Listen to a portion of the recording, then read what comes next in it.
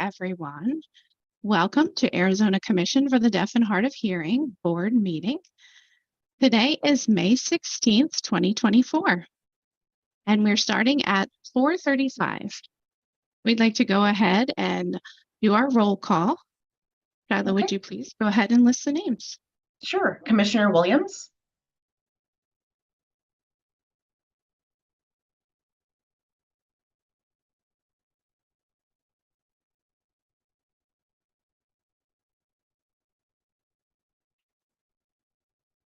Commissioner Cohen. Here.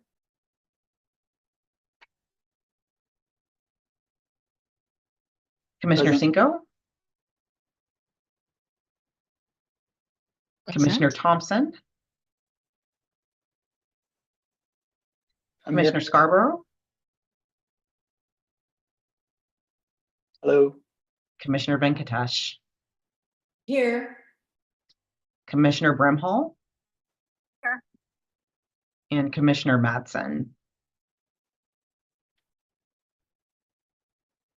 Hey there. ACDHH staff present. Sherry Collins.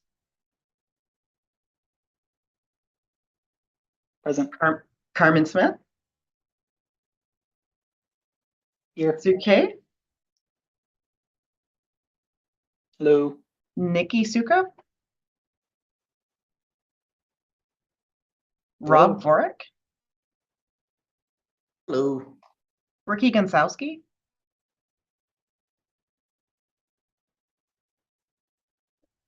Cameo Hello. Hunsaker.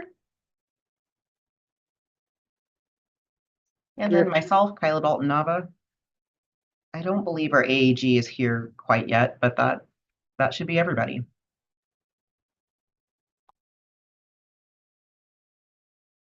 Great. Thank you, Kyla. I appreciate that. It's nice to see everyone again. All right, so the next item on our agenda is the approval of the minutes from our prior meeting on February 22nd. Do we have a motion to have those approved for those meeting minutes?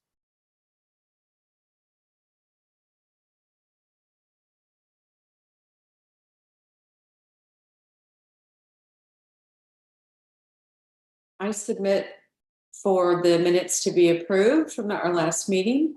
Let's see. I do have a motion. One moment. Let's see. Venkatesh. Okay, we have a second then. It's Fred. I'll second it. Okay, I see Fred's second. Thank you. That passes. All right. So all in favor?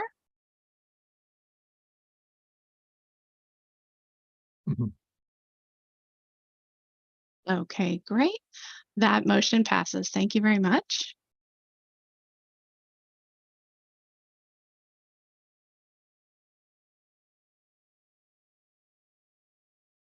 The next item on the agenda is the chair report, and I don't have any comments this evening, so we'll move on to the next item, and that's the executive director's report. I'll take that over to Sherry Collins. Good evening. I hope you could hear me, see me okay. I apologize. I'm having a background screen adjustment, so I'm gonna have to talk.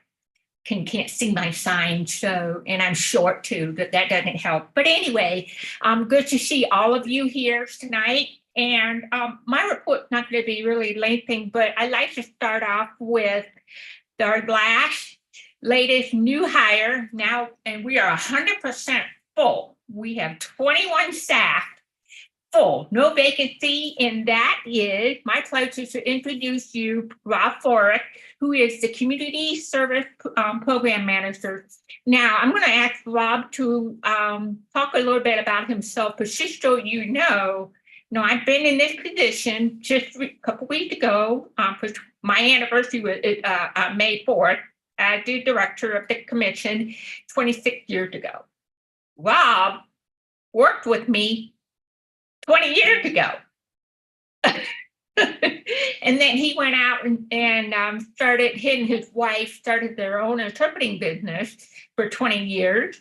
And he was ready for a change. And he can talk about the changes that he has made recently with his education, and now he is back with us, and we are thrilled to have him back. So Rob, welcome back. Thank you. It's really a delight to be back with the commission. You know, I honestly never expected to go back and work for ACDHH. It was just a perfect moment there. I am hard of hearing myself, and I was born and raised with deaf parents and a deaf family. So ASL is my first language, and grew up hard of hearing, attending schools, hearing schools. Tried to enlist into the military, into the Army. And of course, I failed the hearing exam. That's when I realized I had to accept that I was hard of hearing. Went off to Gallaudet University just to dip into deaf culture. Well, I didn't just dip, I dove and almost drowned in deaf culture. And it was really a wonderful experience. I graduated with a bachelor's degree in government from Gallaudet University. And then when I came out to Arizona, I started working for the commission for roughly about 5 years. And then it was just felt like it was time for me to move on. And so I was like excited to set up my own interpreting agency. And that's correct. It was almost for 20 years. It was a good run. We ran interpreting services in 5 states for federal agencies and whatnot there. And it just got to the point where my hearing was getting progressively worse. And my shoulders are worn out as well too. So I decided to go for a second career change. And I thought about going into law. So I also completed my certificate of completion in paralegal studies as well too. I was thinking about working legal. How can I help the deaf and hard of hearing communities? And so I was like, back in January, I was thinking about, working for a lawyer. I just bumped into Sherry Collins at a Gallaudet University alumni dinner, and we just hit it off like we didn't miss each other for 3 or 4 days. We just chatted, and then I was following up on ACDH's website, and I saw there was an open position. That was a position I wanted 18 years ago that wasn't available back then. And then so I decided to apply for it, and I was very, fortunate to get the position as well too. And I've been with the commission for about 2 months now, and I've been learning a lot about what the commission does. And the commission was already doing a lot of wonderful work in the past. They're doing even more these days compared to what we did back then. And so I'm really excited and looking forward to working with the commission and other commission staffers to see how we can improve our community services to not only our deaf and hard of hearing, but also more importantly, we're doing a really good focus on deaf blind clients as well too. So that's what we're working on. And I look forward to presenting future reports to the commission board on what we do here. Thank you for your time. Thank you, Rob. Yes, it's just perfect timing when he got his certification and the role that he worked with the specialist. And he's just dived in and he's learning. He's been busy I didn't realize for 2 months. I was thinking 1 month, but 2 months, wow. So anyway, so the good news, we're fully staffed though. And now here's the bad news. And you've probably been hearing about it on the news or, wherever, online or the newspaper or TV news, that we are facing, the state of Arizona is facing a budget shortage, and we have a budget cut. All state agencies going through a budget cut. That includes us, and all state agencies. So a lot of the changes are right now is we have to, depending on your funding, a lot of the state agency has to cut 4% of their general fund and 2% of other funds.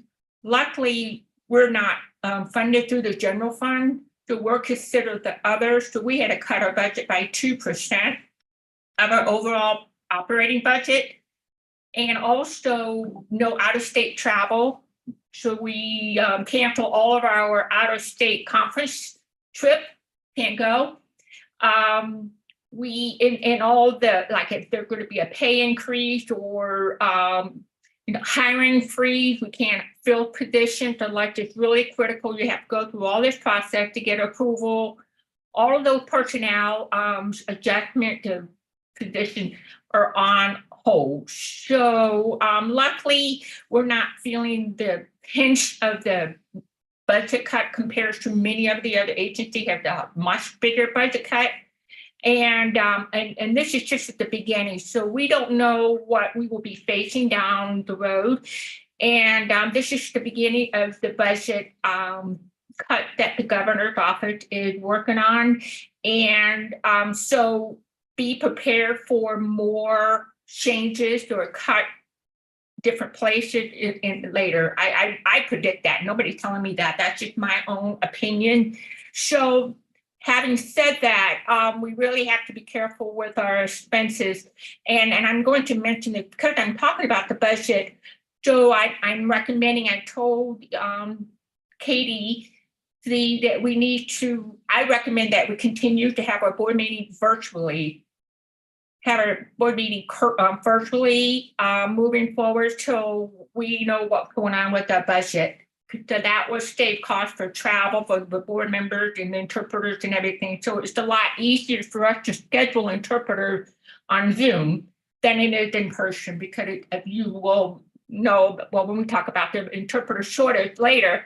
So anyway, so that's the bad news, but I'm glad that Rob was hired like a month before all of this changes had happened. So we were really lucky we were able to fill that position. And the other thing that I wanted to talk about, a good news and exciting news, I can't remember if I mentioned this the last board meeting, I don't remember, but our office, the Commission for the Deaf and Hard of Hearing, partnered with the Arizona's Department of Health newborn hearing screening, receiving the federal grant for the newborn screening with the outreach and training for parents and recruitment, all of that to make sure these families are getting the information once their child has been identified with a hearing loss. So this is a big deal. A lot of changes with the federal level with the newborn. We call it EDI, EHDI, Early Hearing Detection Identification. So the way we say it sounds like EDI. Just so you know what I'm talking about. So EDI is the newborn screening, hearing screening, and so we will have a major role with Department of Health leading the work group. So it's going to be deaf and hard of hearing, deaf-blind ribbon. This is a finally shift from the deaf and hard of hearing, deaf-blind ribbon.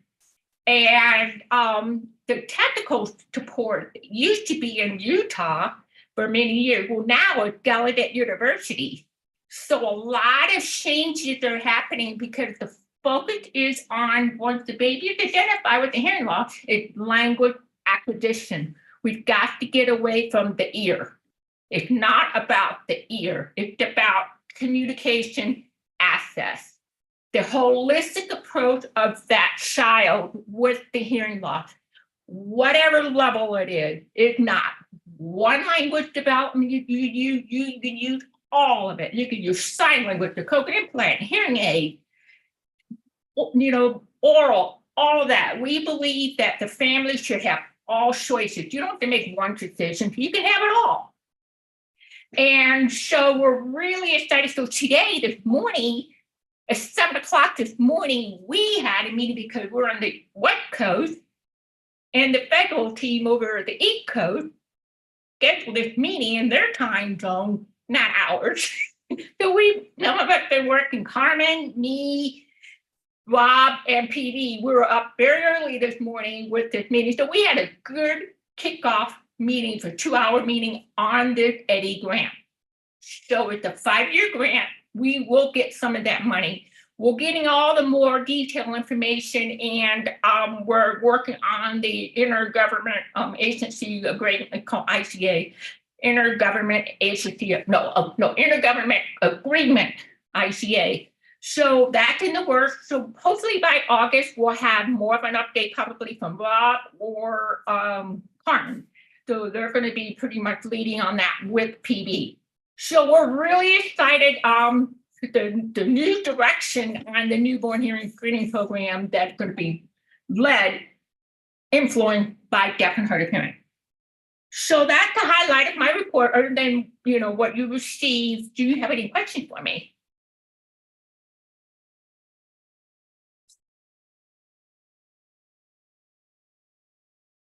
This is Commissioner Scarborough. I do have a question. So just some clarity for Rob's role. What is it exactly? I understand the job title, and I know we had a discussion previously, but at this point in time, now that he's been hired, it'd be nice to have a little bit of clarification. It seems as though we have a new structure here, the ACDHH organization. Yeah, so I apologize, but I appreciate it. Thank you. Thank you for that reminder. Rob? Basically, community services, like, because it's still a new position and we're still evaluating, we're doing a transition of direct reports. In other words, Carmen Green's already taken on so many hats and all that stuff. She's delegating some of her responsibilities and supervision. For example, I currently I supervise the deaf specialist, Kim Menard's position, as well as PD Jantz. She's a family services. And so my role as a supervisor, it's still in flux. There's no finalized decision being made yet. And so currently my main projects, as Sherry mentioned, is working on newborn screening project and currently working on the deafblind SSP support service providers, guidelines, revisions for the contract as well too in the fall. So those are the current projects I'm working on. But Sherry Collins and Carmen made it very clear to me that they also want to hear my outside view of what things can be changed or can be added to improve ACDHH services to the communities. And again, it's not just deaf or hard of hearing or deafblind, but it's also families services as well too. PD Jantz is already working on a roadmap, a 3-year plan. It's very comprehensive, and we're still tinkering with it, trying to get it right there. It's my position. You can think of it as being an umbrella. I anticipate suggesting new projects to Carmen and Sherry Collins. For example, one of my pet projects is making sure we have interpreter accessibility for legal issues for our deaf residents in Arizona, because I'm constantly seeing it as an interpreting agency owner in the past. Medical access to interpreting was horrible. Yes, that's bad when it's a life and death situation there, but I'm seeing the same things happening in legal situations here in Arizona too, where I personally am aware of a deaf client who the system completely failed them. It seems like every agency they got in contact with in regards to a family issue, every single agency failed to provide them with interpreter or communication accessibility. And so one of my ideas was I was suggesting the implementation of what I call a legal communication access fund, which is something we would be working with the State Bar of Arizona or the state AG's office to see if we can develop a partnership where we can have our state's attorneys pay into a pool. And then later on, when they need to provide interpreting access, they can just submit the bill to that legal communication fund to get reimbursed for it. That serves as an incentive to make sure those small law firms with 1 or 2 lawyers, they're able to avoid providing interpreting services because they say it's a financial burden. So we're trying to say it's like, no, there should be a way, because it's crucial for deaf people to have access to legal services as well as anyone else. So that's one of my goals next thing. But Jennifer, the short answer to your question is, if you think there's a project or idea you would like to see that falls under community services, or any of you board members, please reach out to me and I would be more than happy to sit down and hear you out.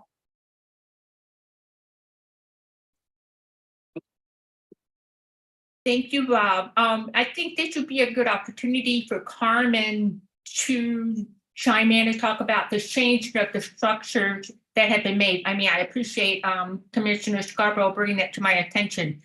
And so you could kind of talk about, the overall change, because it's been, very recent, Carmen. Yes, the primary changes that are happening are pretty much on the community affairs unit side. For example, I used to supervise all of those positions, which are at one time were maybe 7 to 8 different people. And at one point, I think possibly even 10. So what we've done now is we have combined like positions. For example, the current structure is my direct reports are Victoria Vaughn, Michelle Michaels, and Rob Vorick. Victoria reports to me on licensure issues. And so that includes the application process, the complaint process, the coordination of internal accommodation support for our staff, so interpreters and CART, as well as the rule writing process. Under Victoria, we have Cameo Hunsaker, who is our interpreter professional development specialist, who works with the interpreting community, providing workshops and resources for the interpreting professionals. And then we have Ashley Martin, who reports to Victoria, working as our communications access specialist. And Ashley is the first stop for the screening of interpreter applications. And Ashley also coordinates the internal accommodations requests for our staff, as well as interpreting accommodations requests for deaf-blind individuals in their homes once COVID hit, and we were providing those services for the deaf-blind. Under Michelle Michaels, which is the Hearing Healthcare Program, she oversees the work of Vicki Thompson with the Telecommunications Distribution Program, and the work of Christy Abrams, who is our hard of hearing specialist, working with hard of hearing consumers, the typical advocacy and consultation that's provided for the hard of hearing community, and most recently, within the last 2 years, the Hearing Healthcare Assistance Project, which is the project that where we work collaboratively with the 3 universities, major universities, in working with individuals with low income, working with them to obtain hearing aids. And as you just heard, Rob is our community services unit manager, working with the oversight of services for deaf individuals, deaf-blind, and family services. So we have, again, these 3 clusters of support that go to services for deaf, hard of hearing, deaf-blind individuals and families, as well as interpreters, of course. Any questions?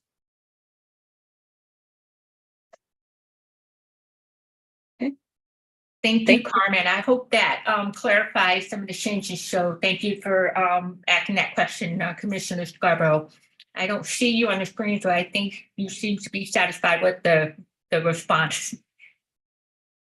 Okay, thank you. Well, that concludes my report for my executive director's reports. So, Katie, there you are. Oh, there you are.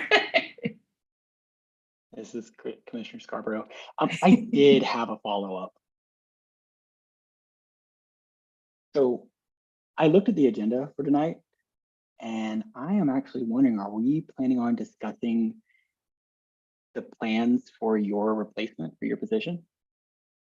Will that discussion happen tonight or in the future? Okay. The director position typically requires a long lead time to prepare for succession. So I was just kind of wondering when we would actually have that discussion. I thought it was going to be in your report, but yeah, apparently it wasn't. Okay. Thank you for that question. No, the reason for that is I've been in contact with the ADOA, which is the state Arizona administration office for the whole state and human resources. I've been working with them because they are going to be meeting with us, the board, to talk about the process, transition, and all of that. I also been in having a conversation with Sue Kay, our business director of operations, is can we do an what do you call underfill, overfill? What do you call that? Sue Kay, overfill, underfill. You know, 2 directors same time. Overfill. Overfill. Overfill. Thank you. So because that cost basically is like paying true salary, and we may be able to do that for a couple of months. So so we're going to be doing that in the August board meeting, and then you'll have more information. And right now we're updating the PDQ, the job description. The job description itself the same because it's just the statute, with some changes to the SAP, but the description really is the same. But we wanted to update with the education requirement, the skill. Oh, sorry, I'm signing. Sorry, the skill,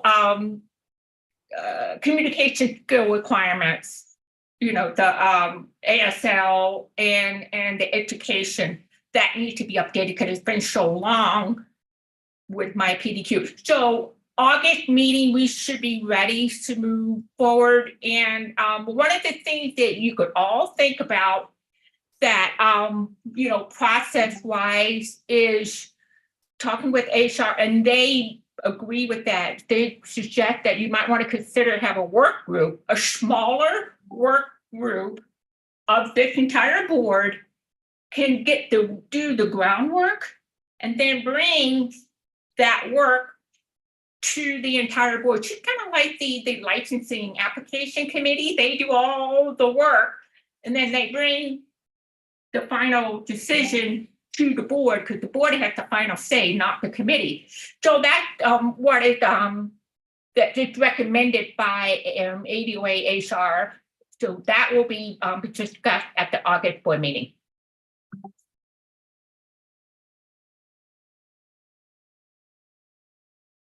This is Thank you. Commissioner Scarborough. Thank you.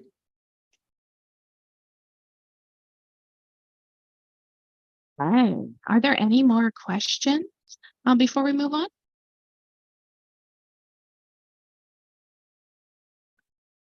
Okay, seeing none.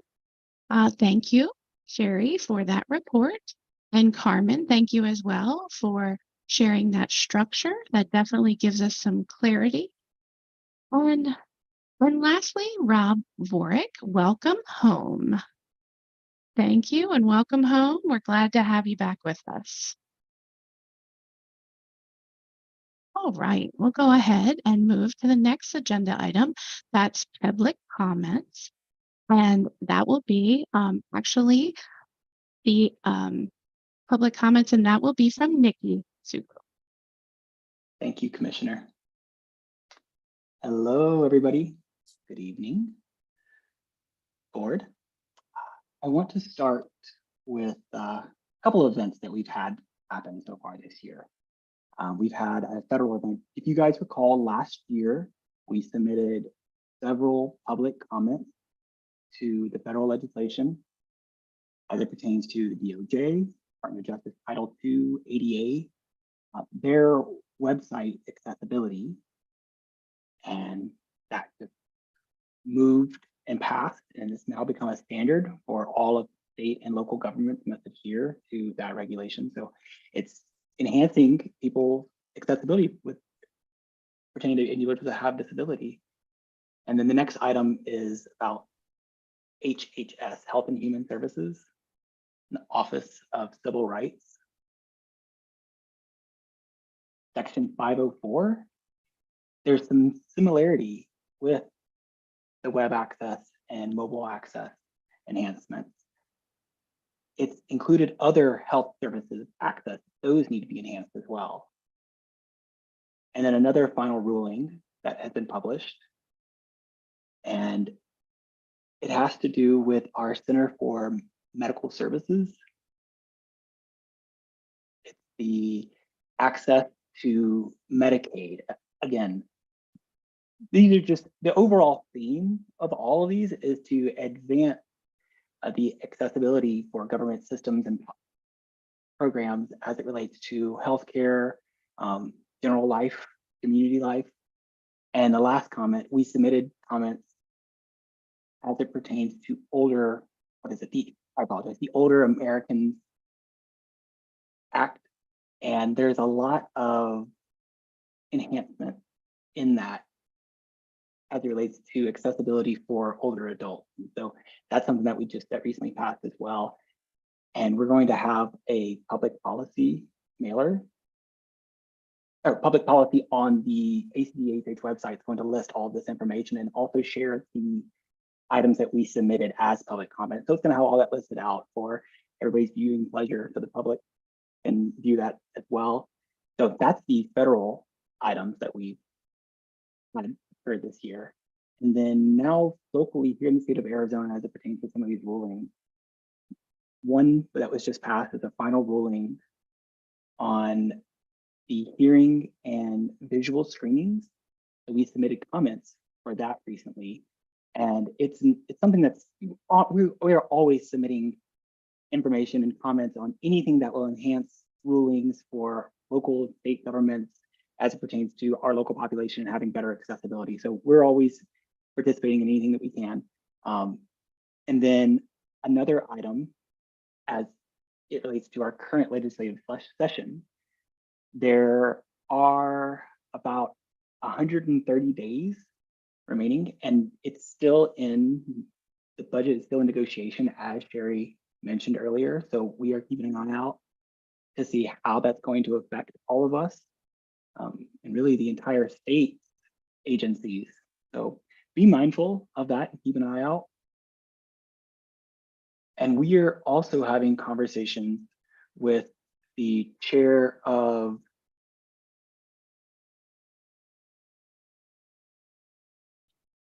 procurement, the chair of procurement. I apologize. Their committee, they've got Senator Kavanaugh as a member, and we're still following up with the deaf-blind supplement funding. And even though you guys are all aware that we're looking at the budget cuts, again, remember ACDHH has their own funding delegated under the communications fund, the telecommunications fund, that we have not currently been receiving funds from that general fund. So technically, it's not going to affect, the only way it's going to affect is we have to take more from that telecommunications fund. And I guess we'll see how this shakes out. We're going to continue to, if I could be optimistic, and we're not going to panic as much. And we're going to continue trying to push the envelope and continue to push forward throughout the rest of this year. And a couple other bills that we have participated on. Oh, actually, let me go back. There's an item this past session, a bill that we were looking at. It was deaf-blind related. So Senate Bill 1335. They're awarding $1 million to the DES, Department of Employee Security, for their independent living older blind Americans program. And so I thought that would be a great idea to provide SSP services. If they're providing SSP services, we could follow up on that. And the bill itself did not pass, but we were just reached out to by somebody that was an administrator at DES who was interested in having an open discussion on what an SSP service would look like. So Sherry Collins, Carmen Green, and myself will all have an in-person meeting coming up soon to discuss these events. And so that was a result of that bill being presented, and the need for communication with legislation and government officials. So looking forward to more of those opportunities like that. And then a couple other items. We did pass on, the governor signed this. We testified at one bill. So Sherry Collins made a comment earlier in the meeting about how the newborn screenings and how they look at all of those options for a child. It's a similar vein to this bill. This bill is focusing on that individual family service plan, IFSP.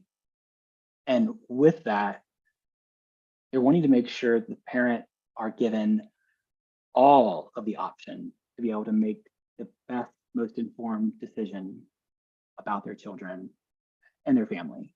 And so that bill did pass, it has become law. And then another item, there was another bill that passed. This one is in relation to DHS and how they're going to be providing training, or how they'll be providing access to the workplace for individuals who have disabilities and need accommodations for communicating. So keep an eye out for that one. And then another bill that didn't quite pass, but it had to do with the hearing aid insurance for children. So we were all hoping that one was going to pass, and we'd be able to award the individuals that do not qualify under AHHCS.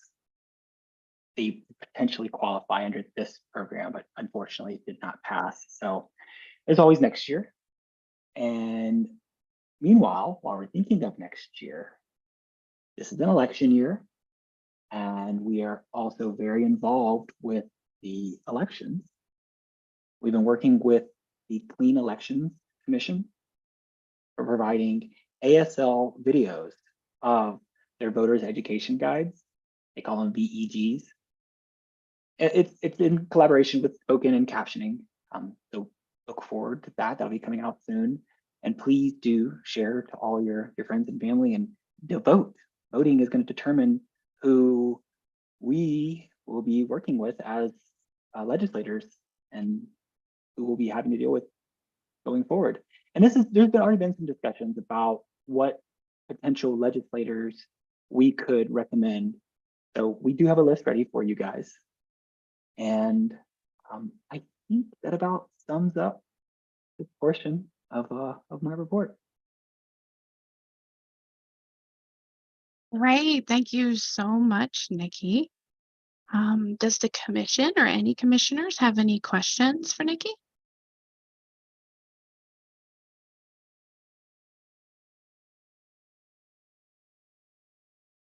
Thank you, guys. All right, seeing none, thank you very much.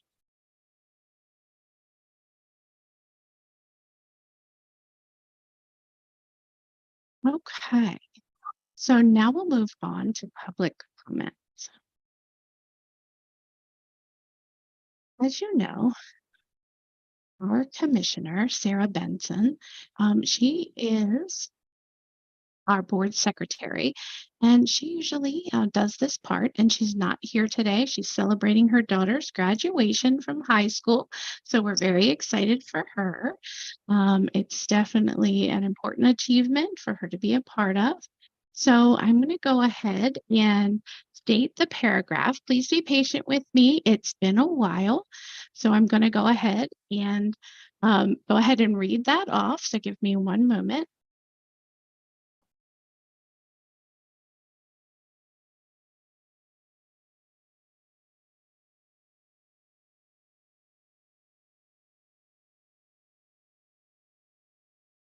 Okay, so the board is responsible for setting a time limit for public participation.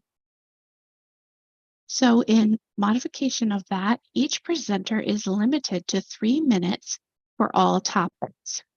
Personal attacks on board members, staff, or any other people will be forbidden.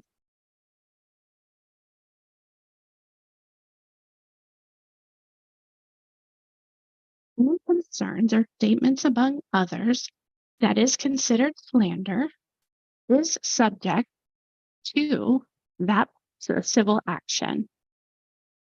If there is any violation of that rule, there may be future submission to the board, and it will be possibly a public hearing or a board hearing as well. In cooperation, we appreciate your cooperation. All right, I wanted to let you know that we do have one individual who would like to make a public comment.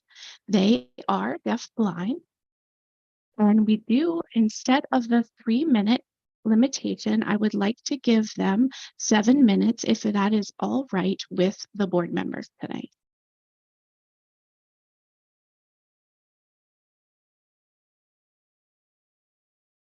Okay, great.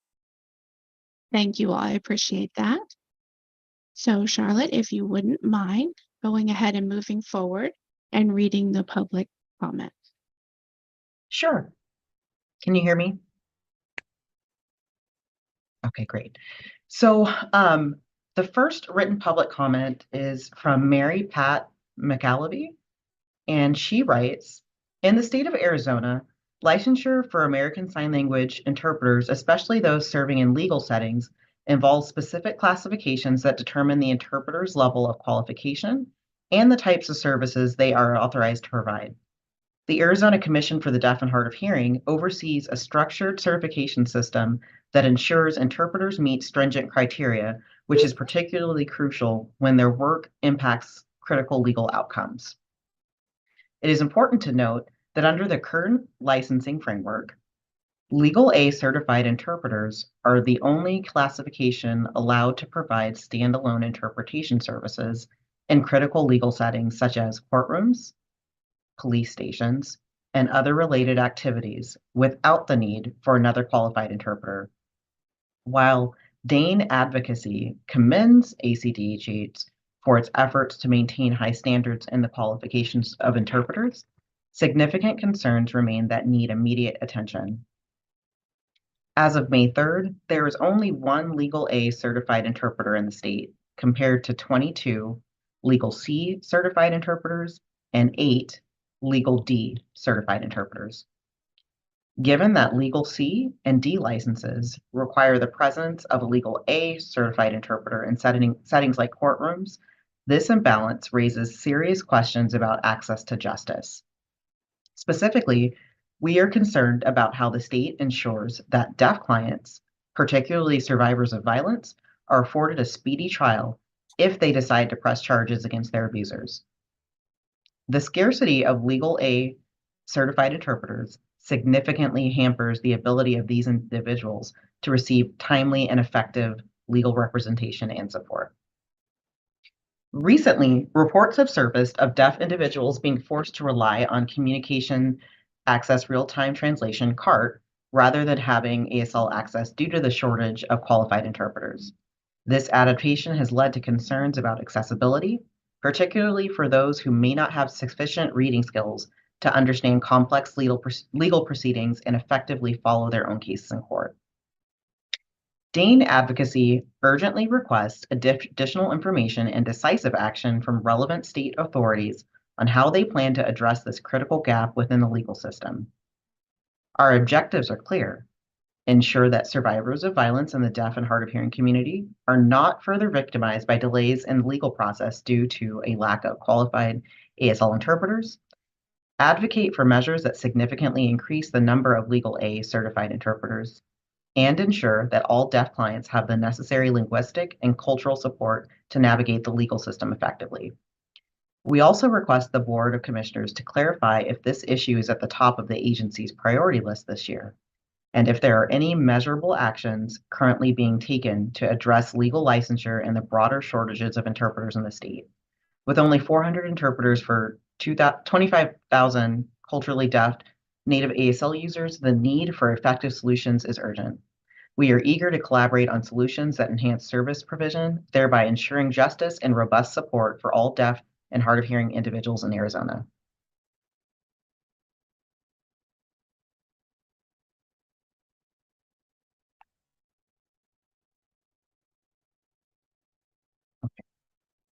Yes, please move on with the second one. The second written comment comes from Margaret Barta, who is commenting on an interpreter complaint filed against her. Her comment reads, regarding the complaint made against me by Karen Tenen, I'd like to start by saying that as of writing this letter, I am still unaware of the exact complaint made against me. It's difficult to defend myself against an unknown, but I will try and summarize my experience with this client. I'm hoping the board has been able to read the answers to the question Victoria sent me. My full explanation is within those. I am aware that this was not an ideal situation, but when faced with only bad options, I did what I honestly thought was best based on the information I had been given and keeping the CPC in mind. I was unaware that this assignment required a tactile interpreter. I was unaware that my team was staff, and I was unaware that my team was not certified. If any of these were different, the situation probably would not have happened. Firstly, ACDHH was the requester for this job and never mentioned the tactile needs of the client in this request. My agency, Arizona Freelance Interpreting Services, is aware that I'm not trained for tactile assignments, which is why they never offer or assign these jobs to me. This job was not categorized as such. It stated that American Sign Language was the language needed for which I am qualified. Secondly, if my agency or my team had told me that my team held a provisional license, I would have never left him alone to interpret, even after he said I could leave and would finish the assignment alone. I also strongly feel that since my team was the only one aware of his licensure status, he should have never offered to let me leave, or he should have left with me. I am unaware if a complaint has been filed against him. Since this assignment, AZFILS has made adjustments about informing interpreters about the licensure status of their teams. I was caught so off guard by this assignment. I wasn't aware of what the expectations were of me until 20 minutes into the assignment, which was a very difficult time for me to address the issue. I was then asked by my team to take over interpreting tactile as well as copy signing for the other 5 attendees of the meeting on an iPad. All attendees were fluent in ASL. No sign to voice or voice to sign interpretation was needed for this assignment. During the break, I went into the hallway and I became very emotional. I was so embarrassed by my lack of skill and my inability to provide effective communication for this client. I had an emotional and very human reaction to being caught in this type of situation. I know that my reaction and decision to leave may not have been what others would have done, but I stand behind my decisions knowing that both the choice to leave or to stay were anything but ideal. It pains me to think that ACDHH, my client, my agency, and or my team question my ethics. I value my professionalism and my commitment to this profession and the deaf and interpreting communities. I have never, nor would I ever, intentionally do anything to harm any of the aforementioned groups.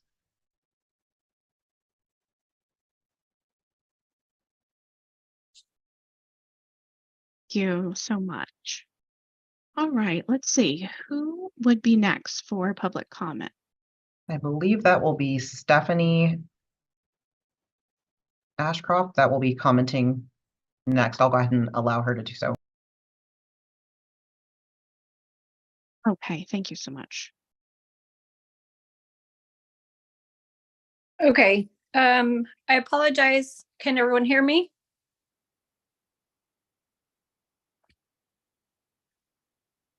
Yes. Okay. First of all, good afternoon, madam. Can you see me? I'm not very technically savvy. So I apologize. Are you able to hear me at least? No, your video is not on, but the interpreter is able to hear you.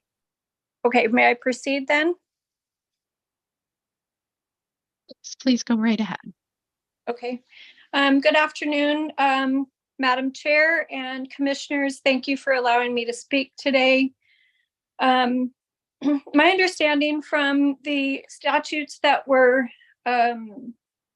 listed on the letter from Ms. Vaughn were solely, the complaint is only related to the status of my license certification. I have never had a complaint filed against me before. I have over 30 years of experience and I've held CI and CT prior to that IQUIS.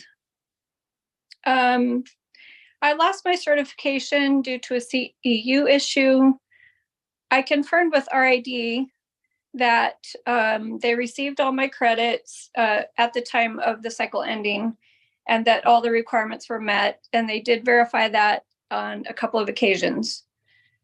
Approximately a little over a year, I received a letter from them stating that I lacked 0.08 professional studies credits And so therefore my certification was revoked. I did file an appeal with support of members of the interpreting community, and it was denied. I was asked to do the assignment that has brought me here today that was in question because I was asked to do it based on my vast experience of medical interpreting and my knowledge and experience of that, plus my tactile skill, and also because I'd worked with this client for many years. The agency made a mistake in sending me. They did have another hearing interpreter who was supposed to be working with CDI, Ms. Julianne Wysisco, and they did perform the job. I did not. I'm currently registered with CASLI and working toward becoming recertified. I would like to ask, but also this appointment was of the essence. I would like to ask for your leniency in your decision today due to the fact that 1 minute left, warning. Due to the low passage rate of the testing system and the current situation with the shortage of interpreters. And I think that's all I have, and I appreciate you listening to me, and I'm open to answering questions if you have any.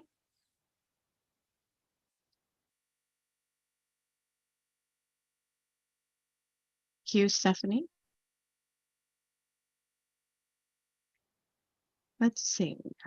Charlotte, do we have any other public comments? We do. We have another public comment from Karen Tennant. And I'm going to have her start her video now. Okay, great. I want to remind the board that we have, let me repeat that. I want to remind the board that we have had agreed to give Karen 6 minutes for her public comment per accommodation. So Karen, whenever you're ready, you can go right ahead. Hello, thank you, good evening. My name is Karen Tennant.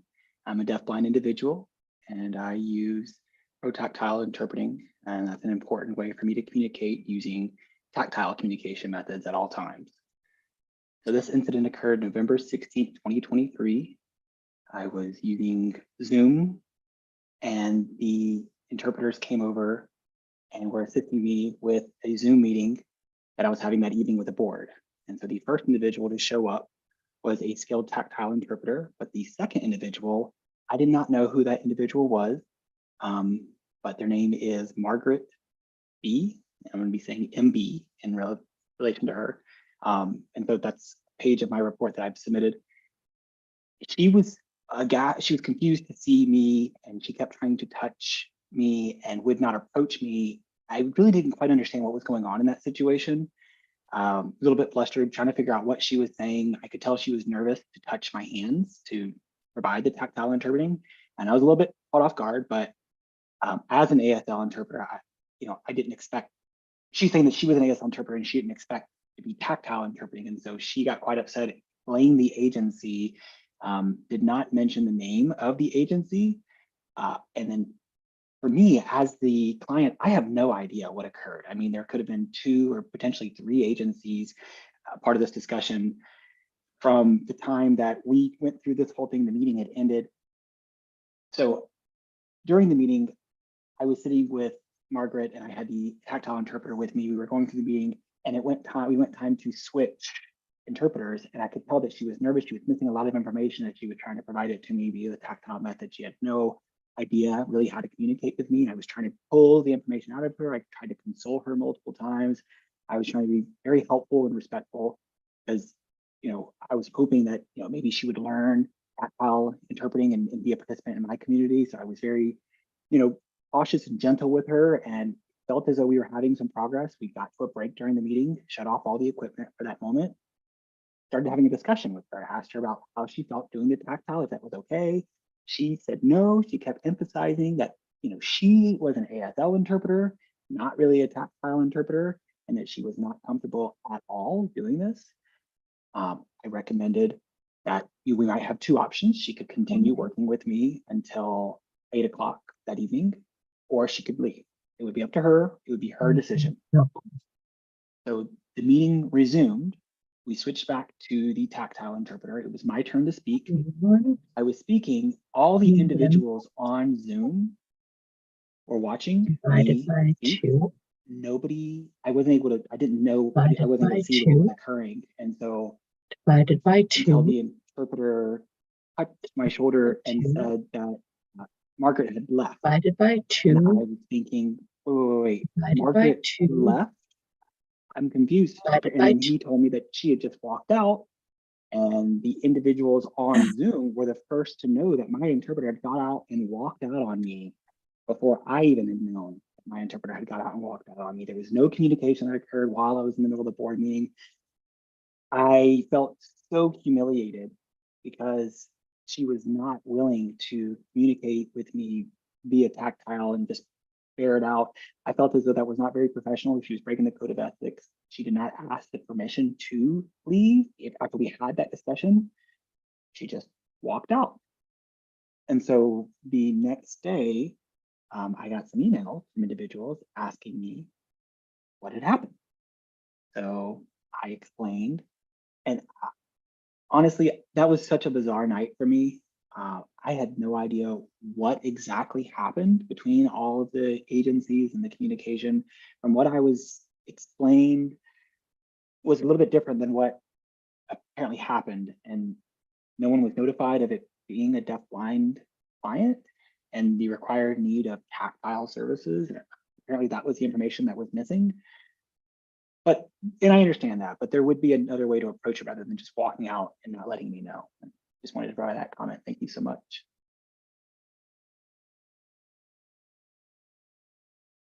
Thank you. Thank you for sharing, Karen.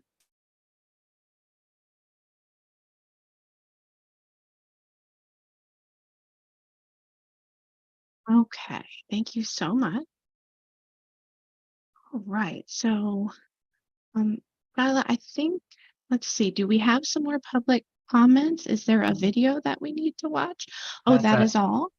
Okay, okay, great. Thank you so much. I appreciate that. All right. So I do want to move some of the items on the agenda for a moment. We do have a public comment that was talking about the interpreter shortage. So I would like to go ahead and move that agenda item. Let's see. Yes, regarding the interpreter shortage report. I would like to have Carmen speak on that. Oh, sorry, Sherry. Go right ahead. Yes, this is Sherry Collins. Thank you. Thank you for moving the agenda around. So that'll be a good time to take a break after this, and then we're getting to the complaint. But first of all, I want to commend, compliment Cameo, who did spend a lot of hours putting this report together on the interpreter shortage. That was a request by the board. What are the issues? And Cameo has done a fabulous job. It is about, I think, 102, 104 pages. So this is what I had discussed with my team here, is because it's such a lot of information. So I'm recommending the board take their time to review the information. And then instead of asking Cameo to do a presentation tonight, because she would not be able to cover everything, it should be, then we'll be here all night. So here's what I'm recommending, that Cameo is here. She's happy to answer any quick questions. So what I'm recommending is you take this information, review it, and then sometime this summer, probably in June and July, we're going to host a webinar, public webinar, to talk about that report. So anybody can watch it. We will record it to share it with the board. In case you missed the webinar, we will make sure you have a copy of that. You can watch the recording so you can get more information on the findings of the report that Cameo had done.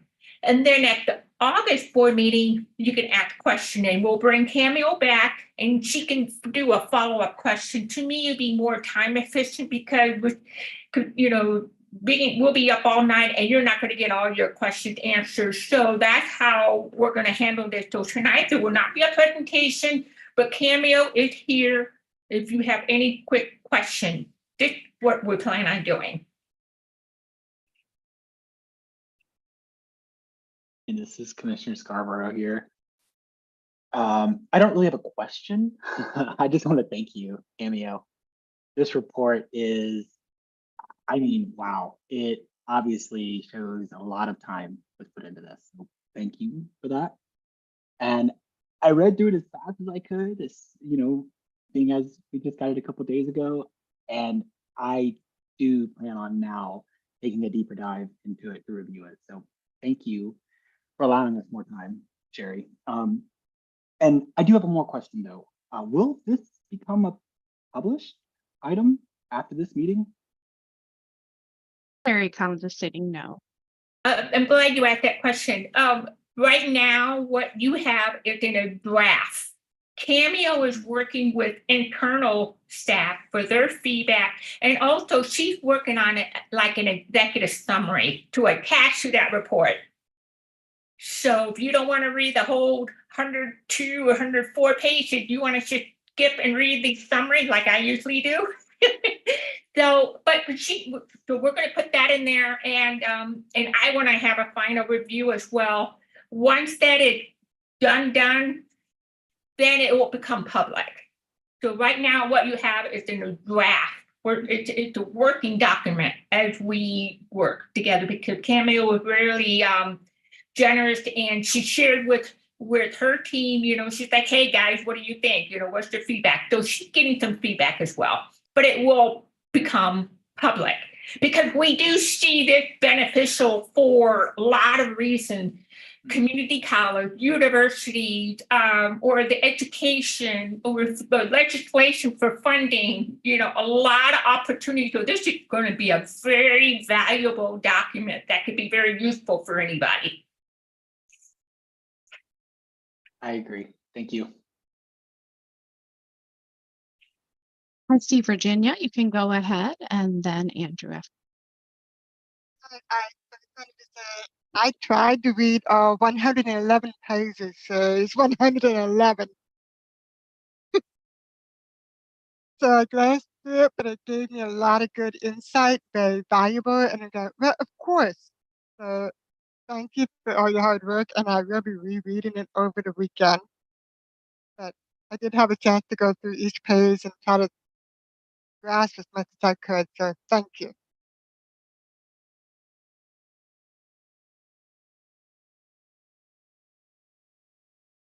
Great, thank you. Commissioner Cohen, go right ahead. Yeah, you're right. I agree. I applaud Cameo. I've got this thing and I'm thinking, my gosh, this thing's like a novel. Congratulations. Thank you for putting this out. So I was planning on asking some questions, and then Sherry made that comment that we are not at the final version yet, which obviously means that I will table the interpreter shortage discussion until the next meeting. And I'm not sure if it's necessary to make a motion for that. If I could get some clarification on that. Andrew, thank you for that question. It's not an action item, but if any of the board members, while you're reading this and you have questions, meanwhile, anytime from now until next board meeting, please feel free to reach out to us, and Cameo will be very happy. And I'll make sure you connect you with Cameo. She can help, but contact me first so that so I know what you're asking, and then I'll make sure that Cameo is responding to your question, because we want your feedback as well before it becomes the final document, because it's going to be like the official state report. So your input is very valuable. So this is your time to do it from now until August. Got it. All right. I'll be quiet for now. right, I would like to make a comment to Cameo. I read the report last night and I felt like I was reading a dissertation. I mean, Cameo, this is amazing. If you ever thinking about going for your PhD, you have the skills. You have it. I really would highly encourage you to get in more into that, and hats off to you. Great job.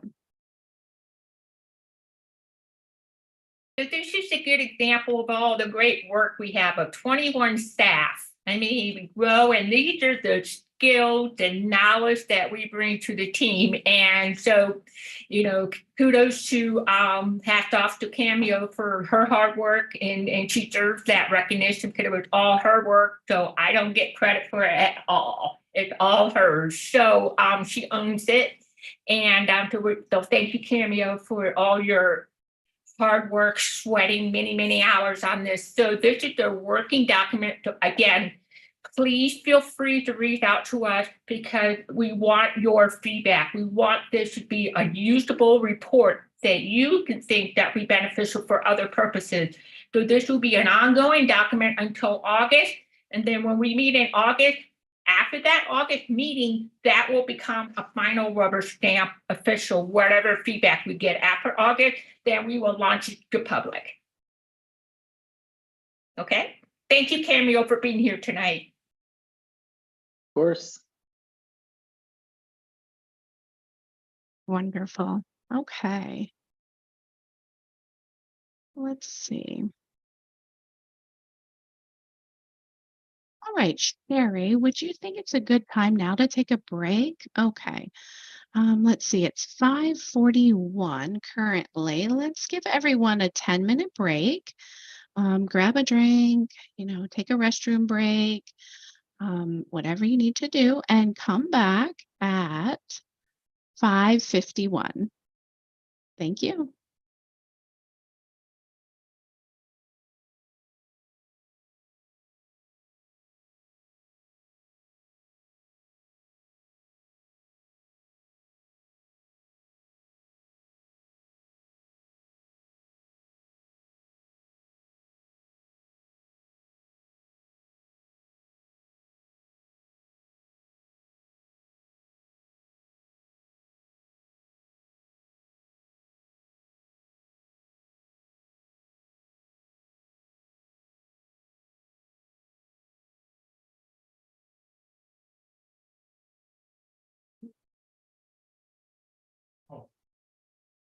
I was thinking I would make some scrambled eggs and then a little bit of salmon.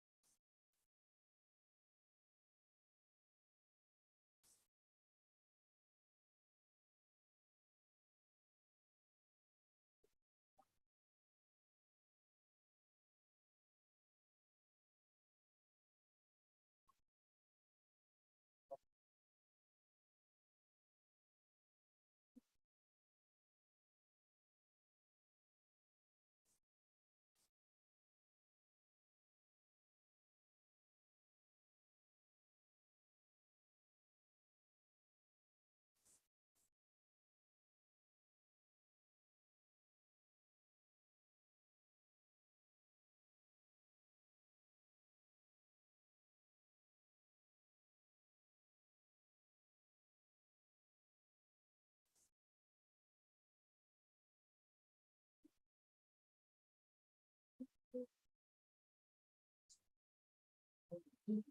just.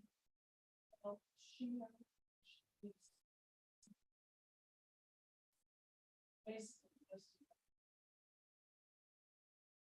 not charging.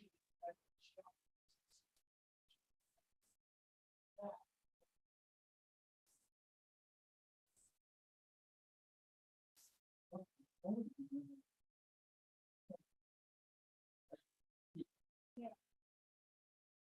Oh, well, maybe.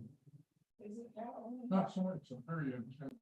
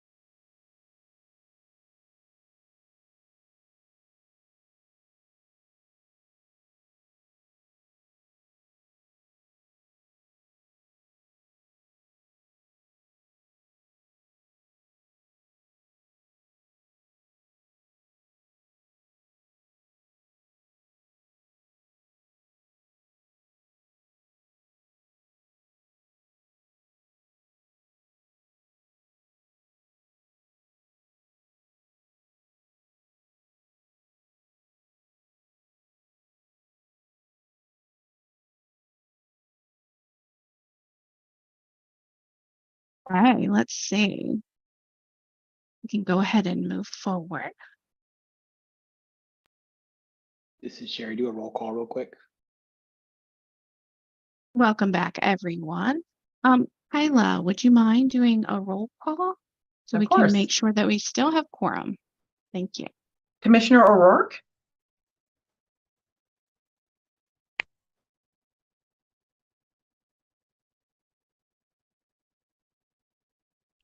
maybe she's not back yet. Okay, Commissioner Will. No, I am here. Okay, perfect. Sorry, I couldn't get unmuted. All right, Commissioner Williams,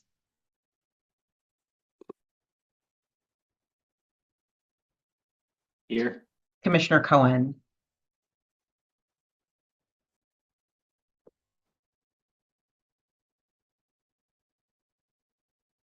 okay, All good. Commissioner Thompson, Commissioner Scarborough, I'm here. Commissioner Venkatesh,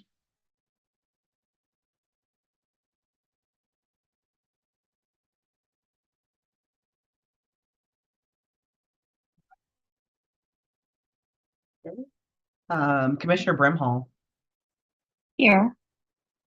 Commissioner Madsen, and Present. Commissioner Cinco.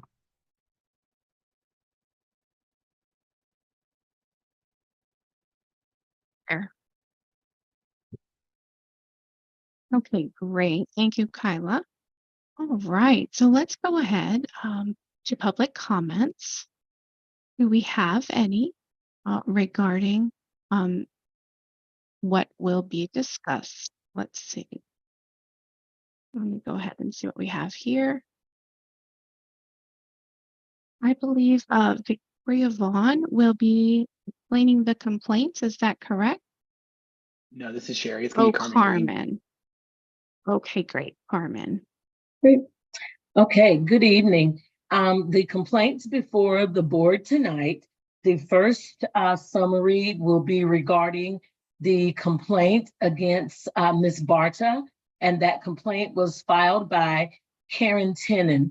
And as you heard earlier from the comments, Ms. Tenen gave her perspective on the event in the interpreting assignment in question, as well as Ms. Barta provided comments as well. Are there any questions from the board, and do I still need to summarize this since we've heard comments from both parties?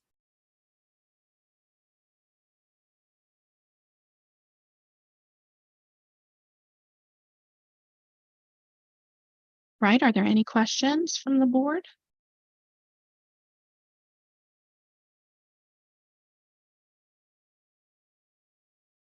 Okay, seeing and hearing none.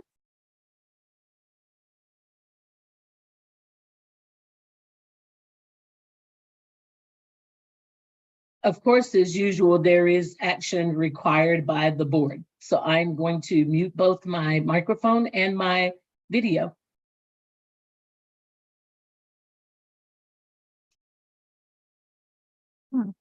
Thank you.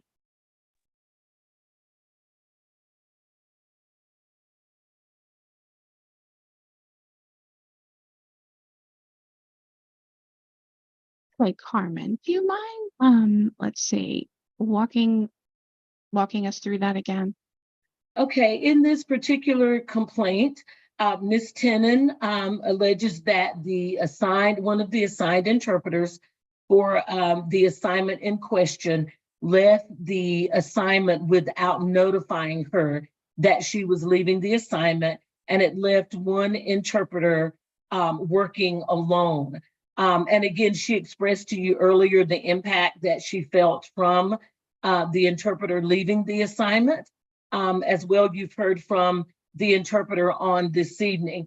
Your packet that you received, there is a recommendation referencing Arizona Administrative Code R926304, looking at prior conduct resulting in discipline or following Arizona licensure rules cited in ARS 36-1976 with unprofessional conduct, which is both a violation of statute and rule by failing to comply with the RID Code of Professional Conduct under the tenet of respect for consumers, is the recommendation that has been made, and the tenet for you to reference for any discussion you might have.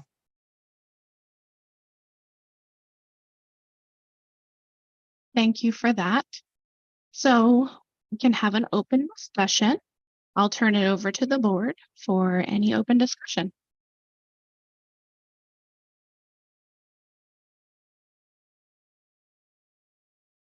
All right, Andrew, go right ahead. All right, this is Commissioner Cohen. I've got a quick question about the interpreter in question. How long has that interpreter been certified or licensed to be an interpreter? Let me look at this information. Let me see what information I can find on that in this report.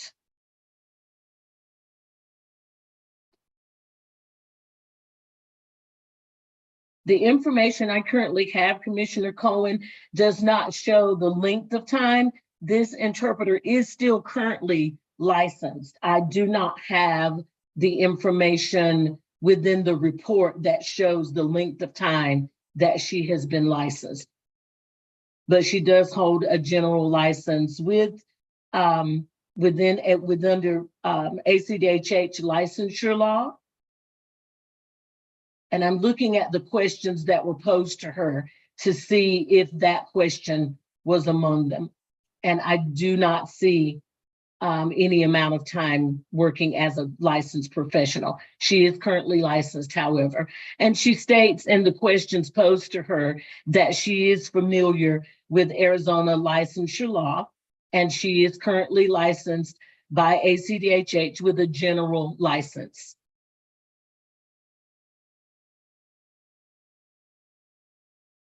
Great, thank you for that. I do see Commissioner Clement and then Thompson and then also Commissioner Scarr. Oh, Commissioner Thompson, Sorry. go right ahead. I saw you first. Hi, this is Commissioner Thompson. I was kind of reading through the documents again, and I was looking at the job details that was given to the interpreter, saying that it says how many people are present, deaf and hearing, and it says one deaf blind person. So I was just kind of wondering about that part in the decision making of next step, because according to her statement that did not know about the tactile sign language meter, but however the job details did list the deaf blind. I kind of caught that.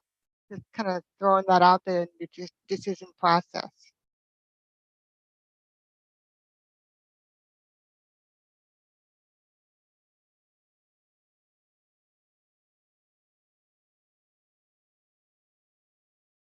Thank you. Commissioner Scarborough, I believe you had your hand raised as well. I did. I just wanted to make a comment that the interpreters seems to have had their license since 2008, according to ACDHH's interpreter registry. Thank you. Okay. All right.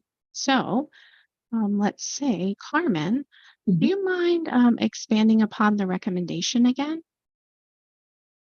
This particular recommendation, it cites the Code of Professional Conduct and the tenet that addresses respect for consumer.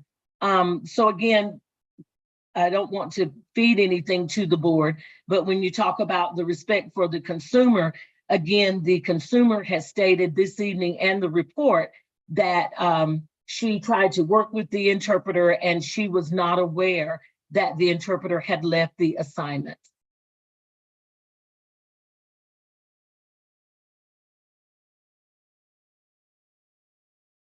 All right.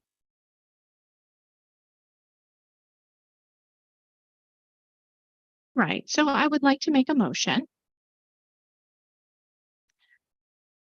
I would like for Margaret Barrett to, oh, excuse me, one moment. I see our AGG. They do have their hand raised. Please go ahead. Hello, sorry to briefly interrupt. So the recommendation, as Carmen read, the recommendation is based on all of that information, but the final page of the report also shows the recommendation of the investigator for the actual action. So I can read that as well if that's what you were looking for, Commissioner. So the recommendation for this complaint is for Ms. Barta to complete a total of 10 clock hours of workshops within 60 days, 5 hours on how to work with deafblind consumers, and 5 hours ethics training. It's the last page of the complaint packet that Victoria and Carmen so hopefully put together. So I think that that's a follow-up to the question about recommendations that you had.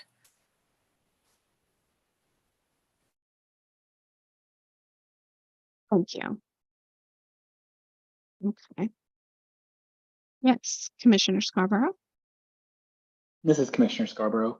I do want to add, I think the recommendation for specific deaf-blind training would be good in this case, especially because upon reviewing this complaint, I see multiple incidents where there's use of tactile interpreter, and then it'll also say pro tactile.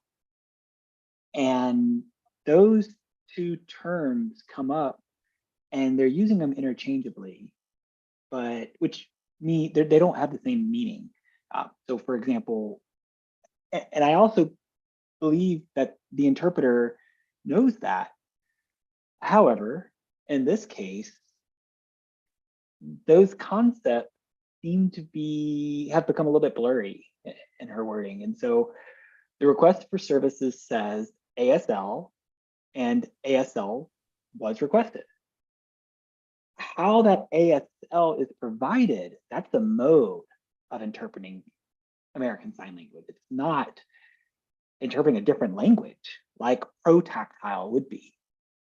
So the request itself seems as though it was appropriate because it's potentially that the request system didn't have any indicator specifically mentioning the mode of interpreting of the American Sign Language. So, you know, that's a potential, but we are not able to see what was in the request side. We just see what result of that request was. So it's possible that ACDHH was not able to input tactile in the agency's request system. We don't know that part. You know, we're not able to find that information. I just wanted to put that forward to the group. Yes, and before I turn it over to Commissioner Cohen, I would like to say something here. ASL and protactile ASL are completely different languages. And ASL is more visual, while protactile is more physical. And it is completely different. It has different rules, a different mode of communication. We have sign language. ASL is more visual, and protactile includes more touch and physical. So my partner is deafblind, and I have learned a lot from that experience. And some of the things that I have learned is that it is always important to communicate to a deafblind person when you enter and when you leave a room. It's quite critical. And I understand that Karen was very nice to give this interpreter choices to continue and to try their best in this situation, or to go ahead and make the decision to leave the assignment. Clearly, again, we are not aware of, what happened in that room at that time. But it is important to kind of set up a standard and have the courtesy to let the deafblind person know that you are leaving. Check in with them and let them know that you will be leaving the room. Without that communication of them leaving, it definitely, can throw someone off and they don't understand what might be happening. So as far as the request goes, it did state a deafblind person would be there, but within the request, maybe there should have been clarification asked, noticing that there was a deafblind person there checking in to see if this was tactile or if this is a low vision situation and um, keeping distractions at a minimum and things like that. So I feel that there was communication needed on both parties. So I'd like to turn it over to Commissioner Cohen. I'm sure that you'd have some more context that you would like to share with us. Absolutely. Yeah. Thank you for that opportunity. It's Commissioner Cohen. And Commissioner Scarborough is right. Upon looking at the complaint, I noticed the conversation between Karen and the interpreter, Margaret. There was trying to get some clarification on the interpretation actually needed. And then within the complaint, I do see that the interpreter assignment that was submitted to the form that was submitted to the interpreter did lay out the ramifications of the job and what the type of client, but I did not see the actual request from ACDHH that went out to AZFLIS. And so the reason I'm saying that is because I would like to figure out where that communication broke down in this process. From the beginning of the job process into the end, I felt as though that information, if we gleaned that, it would help the board make an appropriate determination as it pertains to this complaint. And that's just my opinion. If Carmen is able to provide that information, that'd be great. If that's not able to happen in this meeting, maybe we table this until the next one. The comment I'd like to make. Yes, thank you for sharing that, Commissioner Cohen. Let me go ahead and turn it over to Carmen Green for a comment. Yes, thank you, Commissioner Cohen. We were not able to retrieve that information. And that is the situation with every one of the interpreter requests that we submit through the agency's platform. It is no longer retrievable once we submit our request. One thing that we have discussed internally is making a request to the agency to see if there's a way within their platform that we could retrieve that information later, or we get a different type of a confirmation that the job has been received that would show exactly what we requested. We don't know if the agency changes the terminology or exactly what happens once it goes through their portal. So in this particular circumstance, as I said, with all that we submit on that portal, it's not retrievable. So we do not have documentation of that.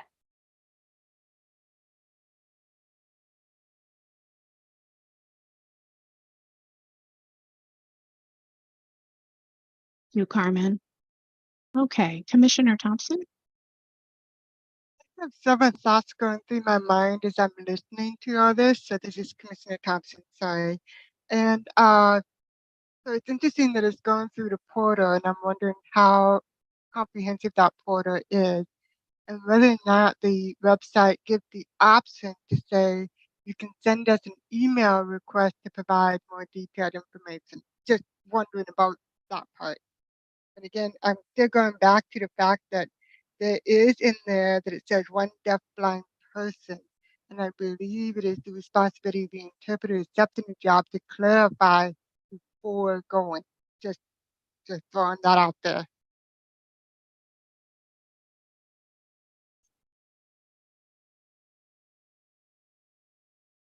Thank you. Go ahead, Carmen, and then Commissioner Scarborough. Yes, Commissioner Cinco, I am aware that the agency, they do have the language preferences of the consumers within their platform. That is one of the things that we did request for agencies that we use for deafblind in-home interpreting. Again, this is a new service. that the commission just began to provide during COVID, but we are certain that the agency has that language preference that would indicate that it is tactile interpreting work.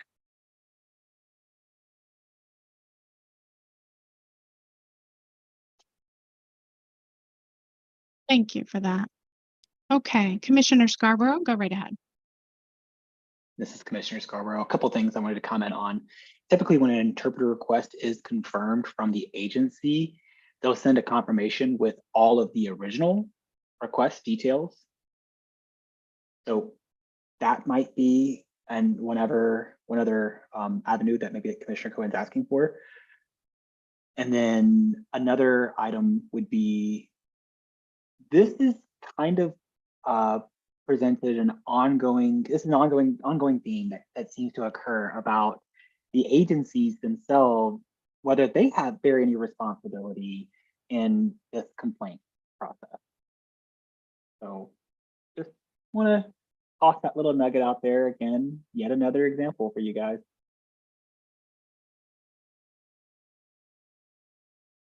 Okay, yes, Commissioner Cohen, go right ahead. And this is Commissioner Cohen. And yeah, that's exactly what I was thinking, Commissioner Scarborough. You know, where did that confusion come in, right? Whose burden is it to bear? And that's going to help, if we can get that information, it's going to help me determine what the appropriate consequences that we should apply to this complaint would be. And that's my perspective. You know, if I could make a recommendation, I would like to move to post this complaint on the next board meeting. That way we have the time to get more details and figure out where that communication broke down and how that occurred.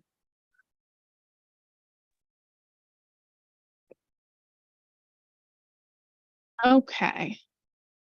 Let's see. Yes, Carmen, go right ahead. What I would like to clarify, and this is not to change Commissioner Cohen's recommendation. However, we have spoken with the agency in trying to retrieve that information, and it is unretrievable. There's no way that the commission would be able to prove that we asked for tactile interpreting. The only way we know that is that we do know that the agency has the consumer's language of preference. So from my perspective, based on the investigation, there is not much more that we could ask of or require of the agency to provide that might be informative to this complaint. And perhaps I'm overlooking that. However, we did do a thorough questioning with the agency to see how the information gets transferred, and the information gets transferred as you see it in the actual documents that are part of that, a part of that complaint. But I just want to make sure that that's clear before we postpone any decision to the next meeting. Thank you.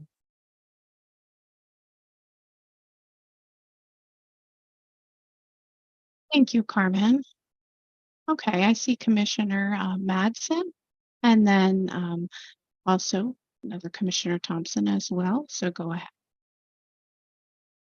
Thank you. This is Commissioner Thompson. I think the biggest concern that I'm understanding, besides the breakdown of the communication of what's needed, is I'm also looking at what Ms. Tennant said about leaving without letting her know she's leaving.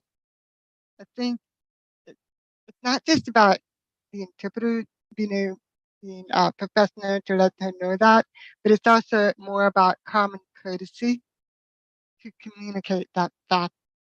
And so it's being respectful of the individual who happened to be deafblind. But those are the two things I'm looking at. Is I'm going back to, there was in the notification that the individual there is deafblind, and the interpreter has the option to contact the agency for more information. And second, leaving without letting her know and being disoriented that means that it seems like there's more professional development that needs to be revisited for those 2 points. Find out, clarification, and common courtesy. Just my 2 cents. Thank you.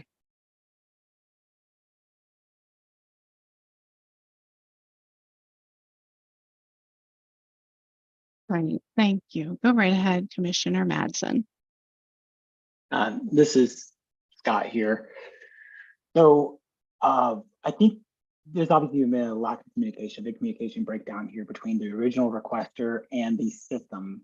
I think it's been mentioned, there's a preferred language of ASL, and we've had some discussions here between how ASL and ProTactile ASL are completely different languages. And we just need to make sure that we get the correct information, that when we get the request, we get a copy of that request that is done. I mean, that should be easy enough through their web system that we get a request returned to us as verification of that being sent in. And then potentially we can make a recommendation to that agency to add in, yes, you know, it is ASL, but maybe there's other considerations or other support items for this job or assignment that would be needed, and they could expand a little bit more on that information in the request rather than just saying ASL and then having to dig for more information. Maybe make a recommendation to that agency so that way when people put a request in, they can quickly have that in their system. The interpreter can assess the job, address whether they're a good fit or not, and move forward.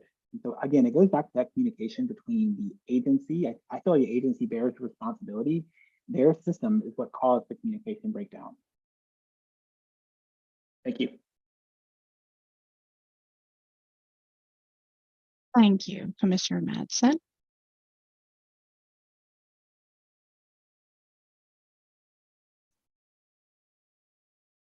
Okay. So what would you like to do, board?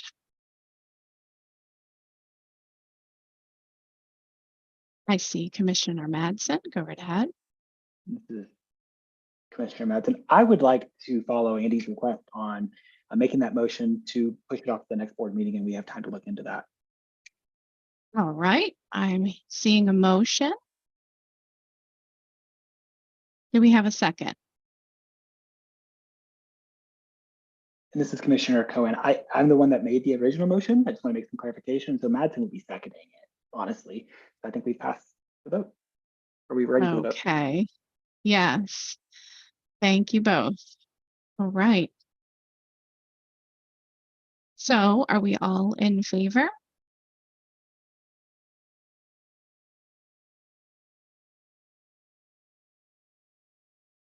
Okay, I'm seeing some. I think it would be best that we do a roll call.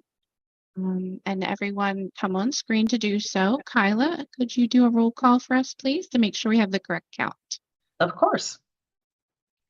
Commissioner O'Rourke, Aye. Commissioner Williams, Aye. Commissioner Cohen, Aye. Commissioner Thompson, Aye. Commissioner Scarborough, Aye. Commissioner Venkatesh, Aye. Commissioner Brimhall, Aye. Commissioner Madsen, Aye. and then last but not least, Commissioner Cinco.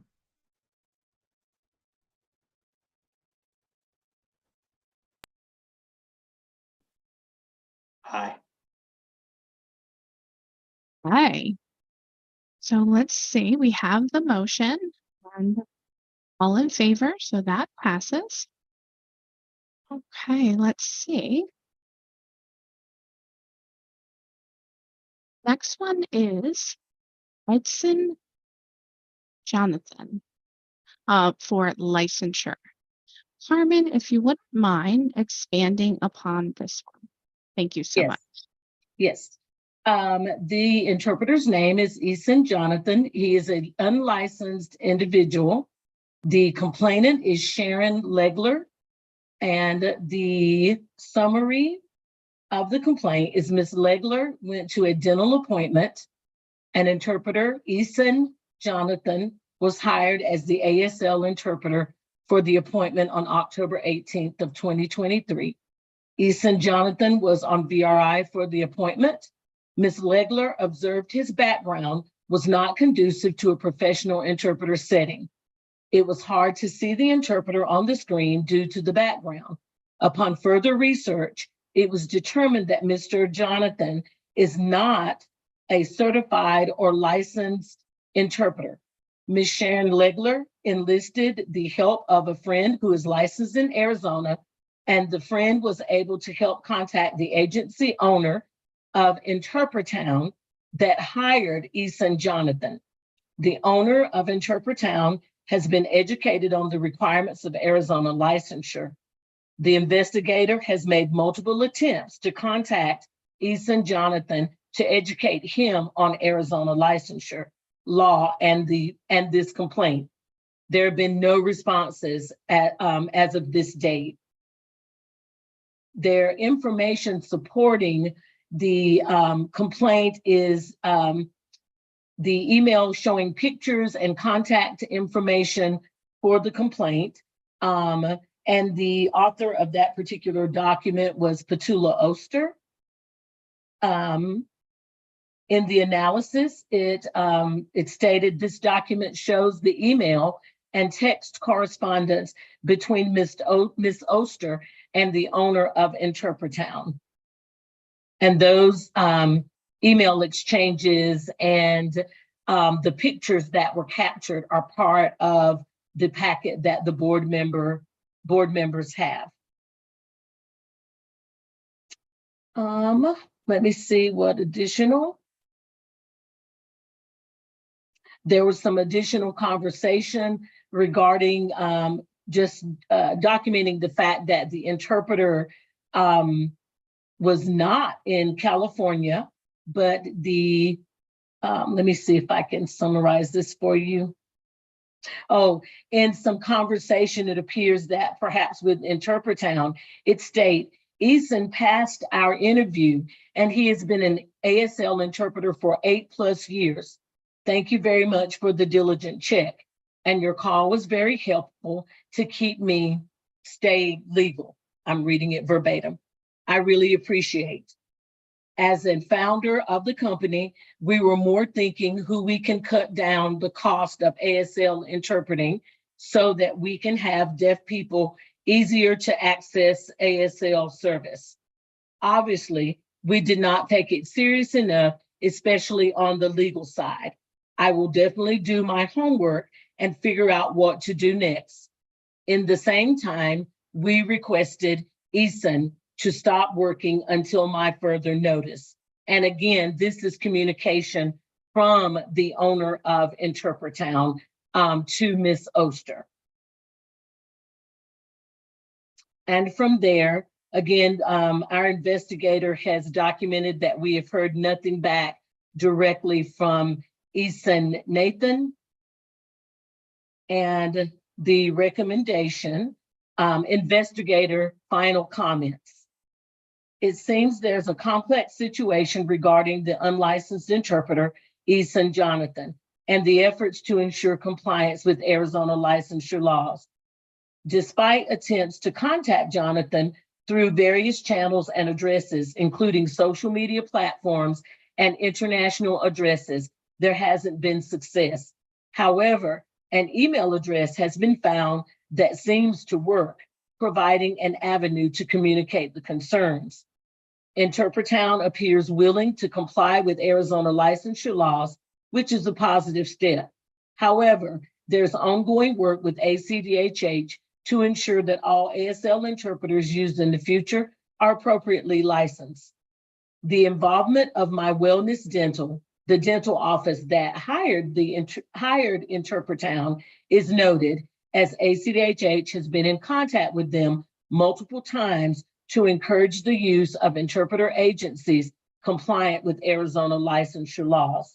This suggests ongoing efforts to rectify the situation and ensure compliance within the dental office's operations. End of report. And I will go back up just a moment to look at any final recommendations. Great, thank you.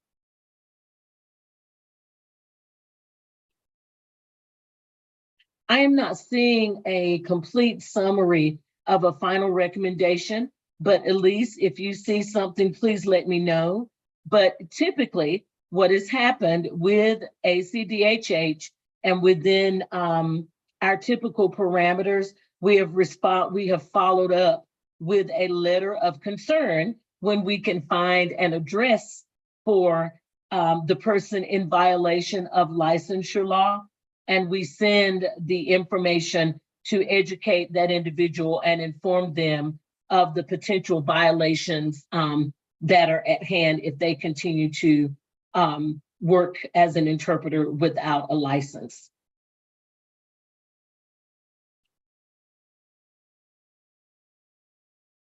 Okay, so I see our AAG with the hand raised. Go right ahead.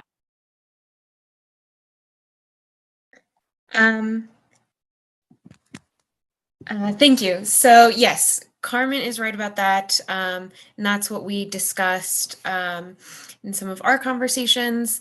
I can also explain to the board some of what that letter might include and some of the possible next steps if any of this could continue, but it is legal information, so I don't think I can do it in the open forum.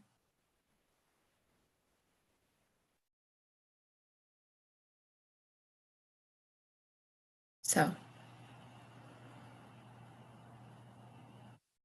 This is Commissioner Scarborough here. Commissioner Scarborough, go right ahead. This is Commissioner Scarborough. I move to close the session for legal advice on next steps that we should pursue regarding the legal without too much discussion. Do we have a second? This is Commissioner Madsen. I Okay. second it. Commissioner Madsen, second that. Thank you. Kyla, would you mind starting that process of transitioning us into closed session? Oh, I'm sorry. Pause that one moment. Sorry, for Sherry, protocol. go right ahead. Commissioner Scarborough, can you specifically say where the interpreter complaint direct reference to on the agenda? Why we're going to an executive session? I apologize, this is Commissioner Scarborough. It's in regards to the complaint against, 1 second while I find that individual's name. Ethan Jonathan. Thank you. For the record. Of course. We have to make sure that the public is not going into the executive session.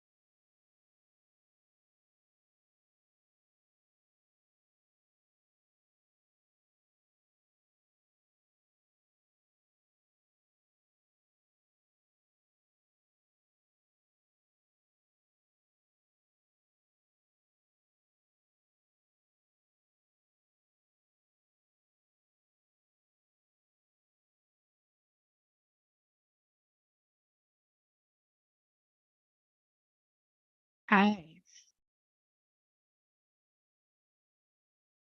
It seems that we do have everyone back. All right.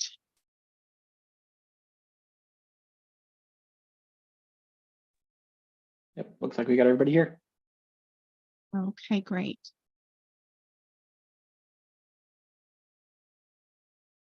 All right. So this does have a required action to it.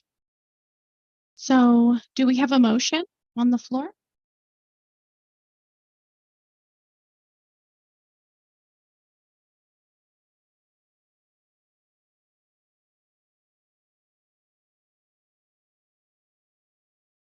Commissioner Scarborough, go right ahead. This is Commissioner Scarborough. I move that we ask the AAG to send a letter of demand to the interpreter, as mentioned, that's named in the complaint.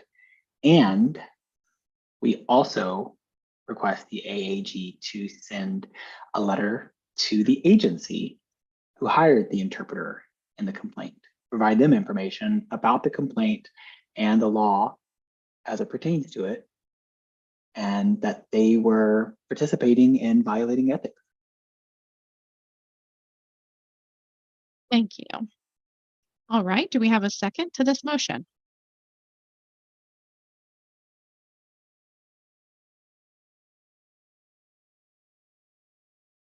Okay, I see Commissioner Madsen second.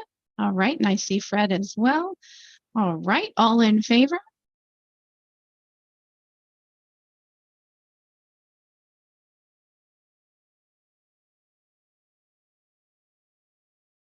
Okay, clearly, everyone is in favor. This motion passes.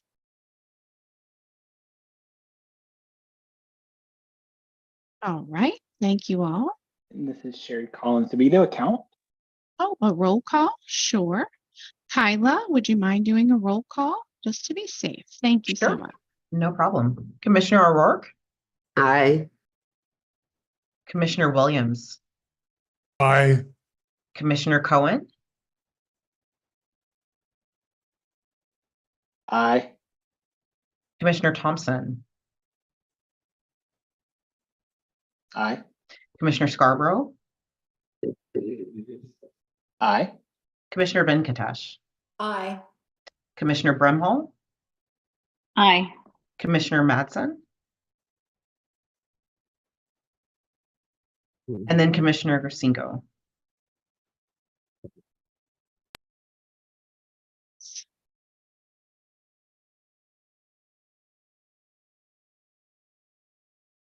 Okay.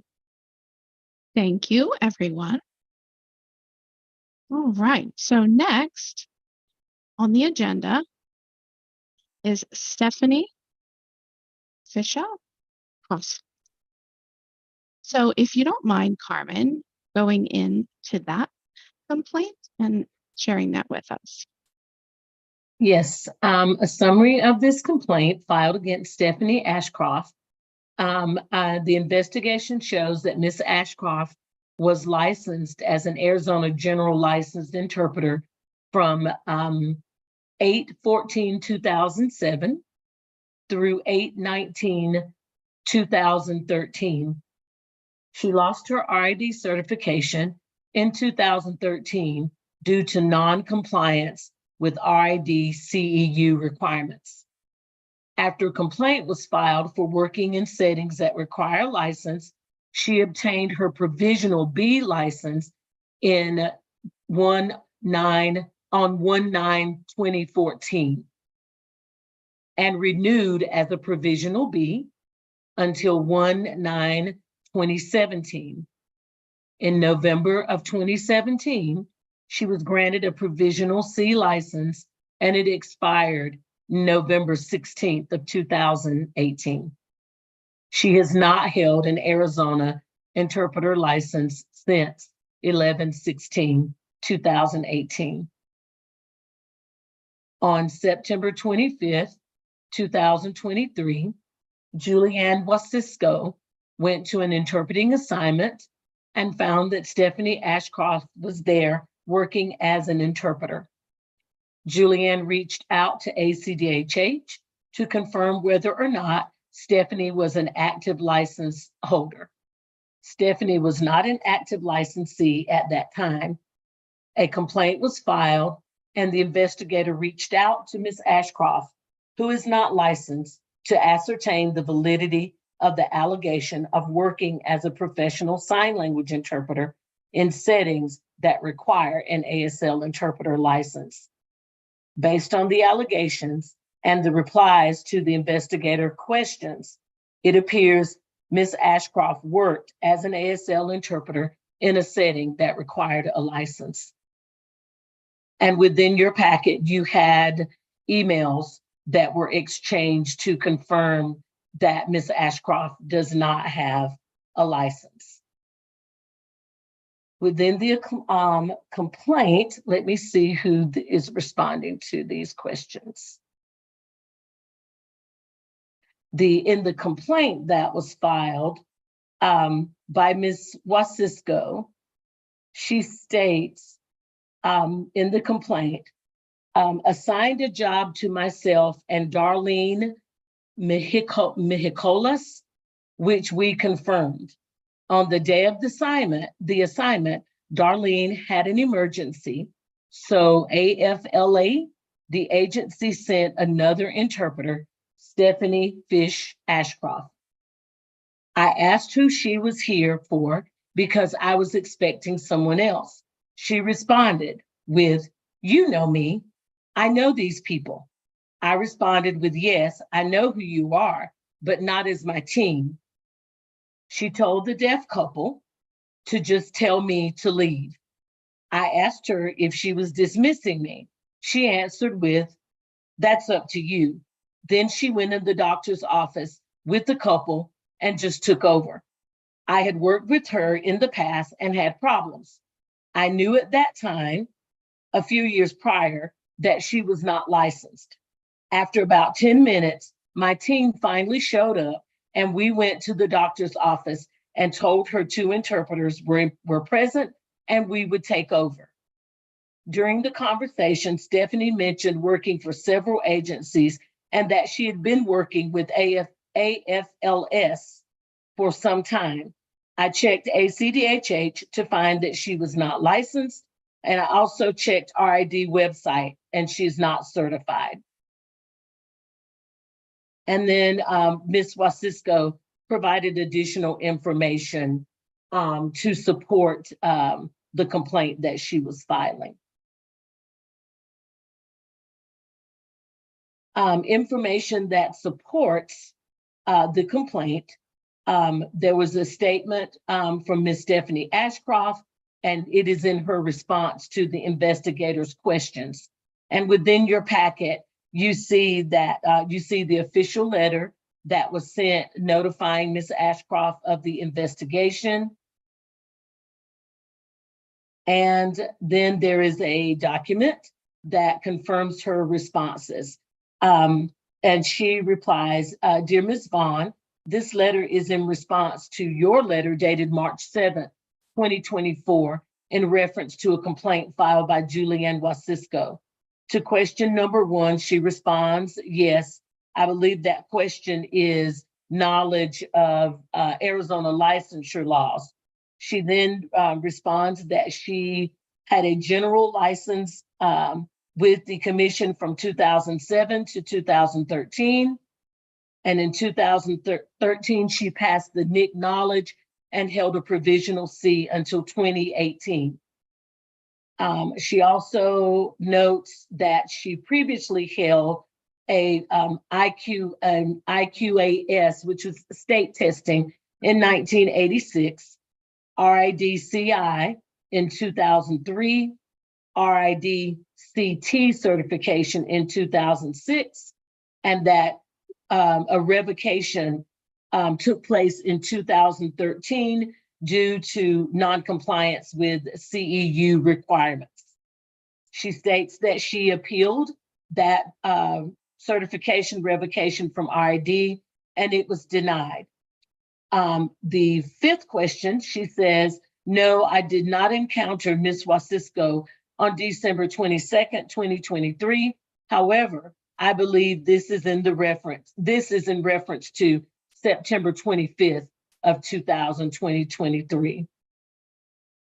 She further explains, I was asked to do this assignment because of my tactile skill and knowledge of medical interpreting, and also because I had worked with this client for many years. When I arrived, Ms. Wasisco was sitting far across the large waiting room. The client's spouse waved and greeted me. When Ms. Wasisco looked up from her phone, I said, hello, I haven't seen you in a long time. How are you?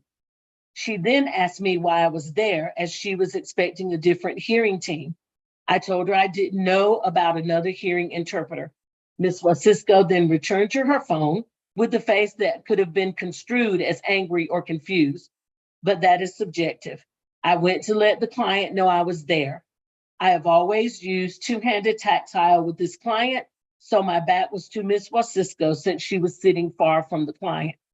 Ms. Wasisco and I then had a conversation about contacting the agency. She asked me if I wanted her to leave. I shook my head no while signing why, but it's up to you. She seemed upset and I was confused as to why. I have worked with her in the past with no issues. We have always worked together well. In fact, in previous jobs, if there was an issue that we didn't agree upon, we discussed it colleague to colleague. The medical assistant called the client back. I turned around and Ms. Wasisco had left the area. I did not know if she would be returning. The physician made the decision to proceed until or if they arrive. This was a specialist physician and time was of the essence. Before anything started, they arrived. Ms. Wasisco looked angry and asked for my last name, which I provided. Then I left. No harm was done. She also responds that she was paid for the job since she showed up for the appointment. The agency staff admitted to the mistake. Ms. Wasisco and the other interpreter were also paid. A final response from Ms. Ashcroft. I've been an interpreter for over 30 years. I have never had a complaint filed against me. I have extensive experience in medical interpreting and was well qualified to be at this assignment. I am currently registered with CASLI to CASLI to work towards becoming recertified. Investigator recommendation. Choose one. Continue investigation. Choose one. Take action. Civil penalty, fine, letter of reprimand, probation with a determined length of time, suspension, revocation, letter of concern or demand letter from the AAG. Investigator final comments. The recommendation for this complaint is for a demand letter be sent to the complainant from the ACDHH Assistant Attorney General. This letter will demand the complainant stop interpreting in settings that require an Arizona ASL interpreter license. Stephanie Ashcroft had a general license that expired in August of 2013.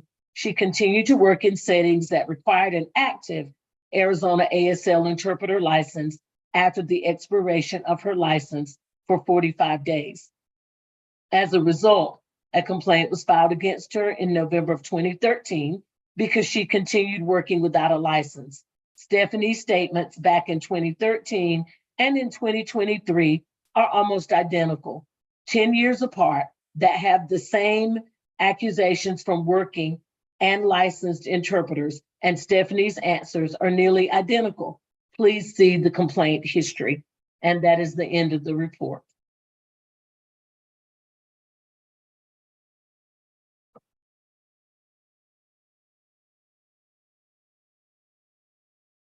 Thank you, Carmen.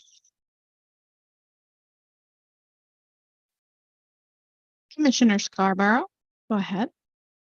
This is Commissioner Scarborough again. I got a question for you guys about the licensure application in and of itself. That application, if I'm remembering correctly, includes a question about whether you've had any previous complaints filed against you, correct? Commissioner Scarborough, yes, that is correct. Okay. And just to be clear as well, she's stating that she's never had a complaint against her, correct? Correct. From the information I just read, yes, she states, I've never had a complaint filed against me. And she has attempted to get licensure, or she will be attempting to get licensure. She mentioned that she's in that path. Based on the report, I see that she's saying that she is in communication with Castley to have her to obtain her certification through Castley. And of course, if an individual is successful in doing so, they would then do the application for Arizona licensure.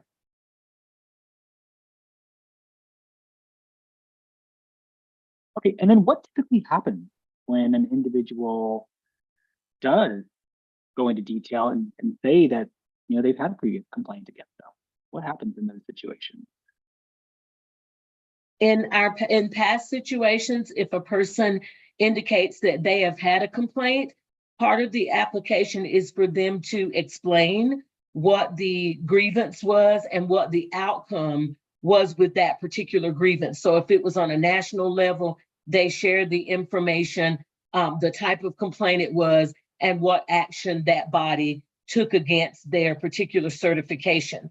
That information is then provided to the interpreter licensure committee.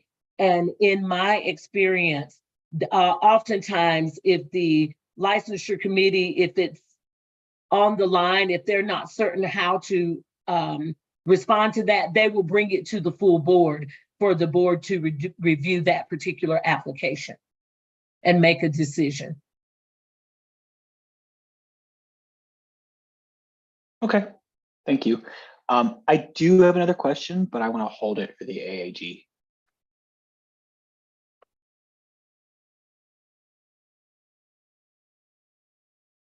Okay. All right. Thank you for that.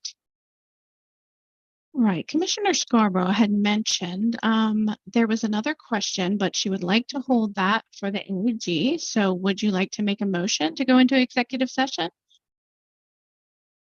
I was just waiting to see if there was any other commissioners that had any questions. Anything else they wanted to discuss first? Okay, that's fair. Thank you. Let's see. So before we move forward, does anyone else have any additional questions for Carmen?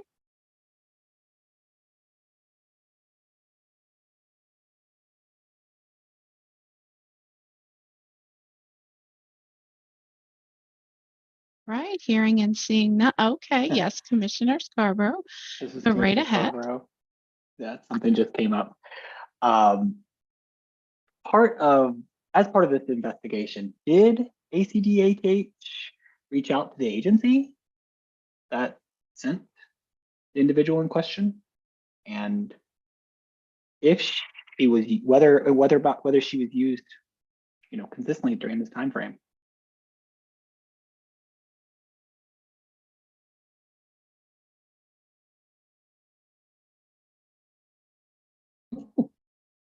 Let me review quickly to see. I see no notes in the no indication in the investigative notes that we contacted the agency that the individual worked for, but I'll certainly look closer to see if I see that information.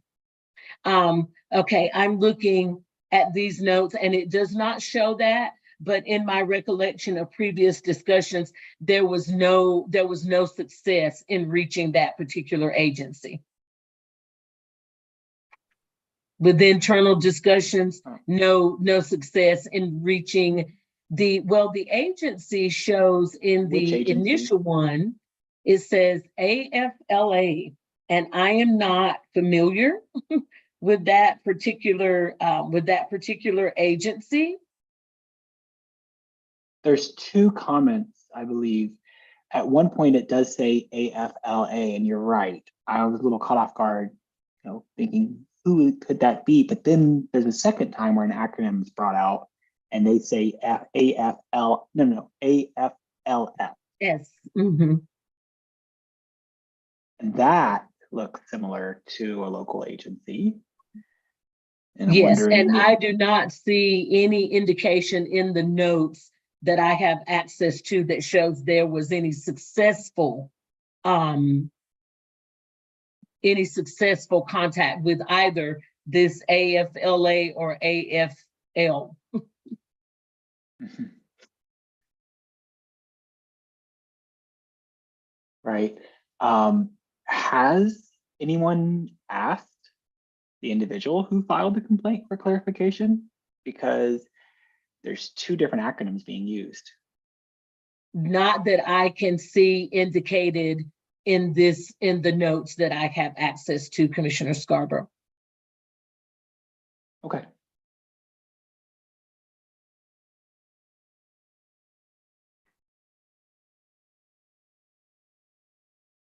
Right. So, board members, this does require action. It is an action item. So if there are no other questions for Carmen, do we have a motion?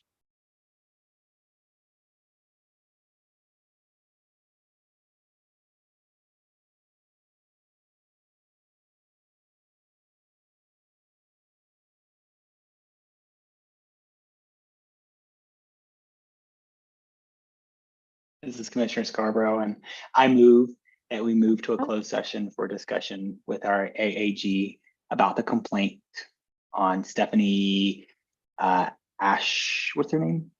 Fish Ashcroft. Ashcraft. Thank you.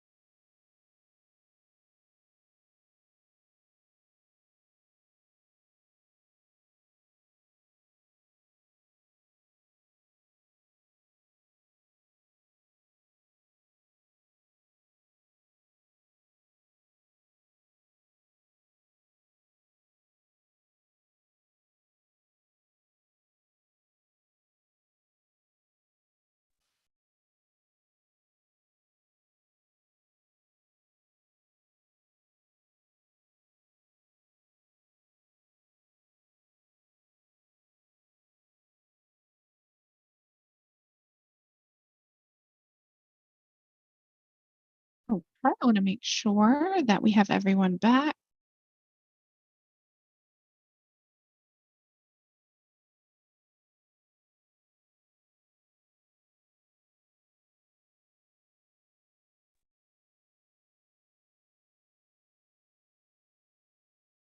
Okay, Kyla, it does seem that we have everyone back. Am I correct? Would you like me to do a roll call? Just to be sure? Okay. Yes, please do. Commissioner O'Rourke, Here. Commissioner Williams, Here. Commissioner Cohen, I'm here. Commissioner Thompson, Commissioner Scarborough, Here. Commissioner I'm here. Venkatesh, Commissioner Brimhall, Here. Commissioner Madsen, and then Present. Commissioner Cinco. I think we're good. Yes, here. Okay, thank you. All right. So we were able to ask questions with our AAD, and now we have the open forum here to go ahead and ask any more questions from the board.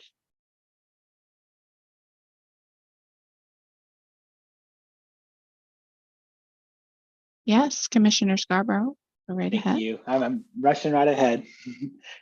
Yeah. Yeah, we are ready for bed. Funny. We are. This is Commissioner Scarborough.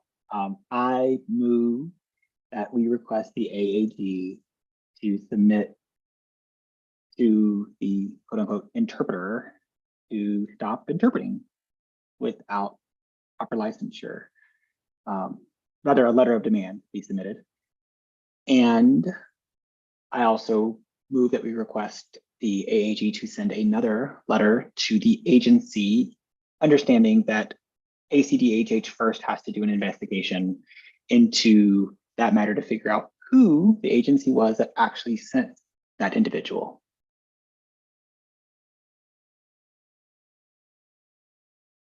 Okay, we have a motion on the floor. Do we have a second? Commissioner Thompson, I see second. Commissioner Thompson second. Okay. Great. I see Commissioner Williams and others. Yes, I think it would be a good time to do a roll call. So Kyla, if you wouldn't mind. Sure. Commissioner O'Rourke, Aye. Commissioner Williams, Aye. Commissioner Cohen, Aye. Commissioner Thompson, Aye. Commissioner Scarborough, Aye. Commissioner Venkatesh, Aye. Commissioner Brimhall, Aye. Commissioner Madsen, Aye. and Commissioner Cinco.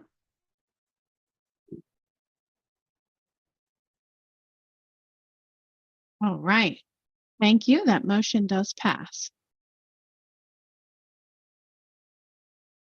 Okay, so let's see. Next on the agenda is 2024 dates and location changes. So Sherry, would you like to comment on that?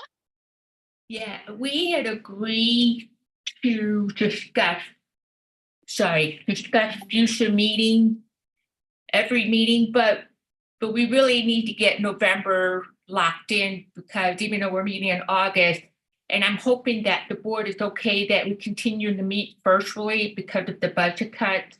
But we need to decide if November 7th or 21st is good for a majority of the board. We need to pick one of those dates.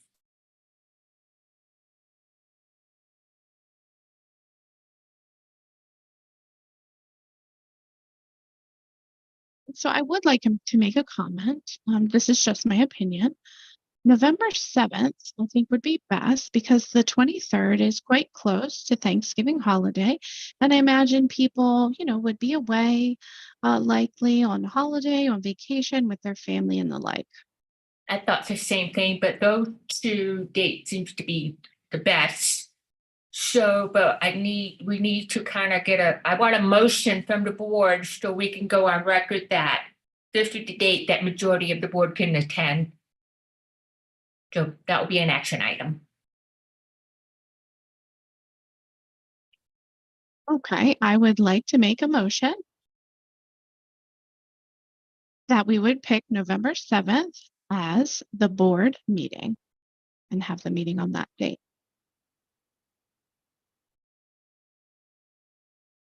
Do we have a second?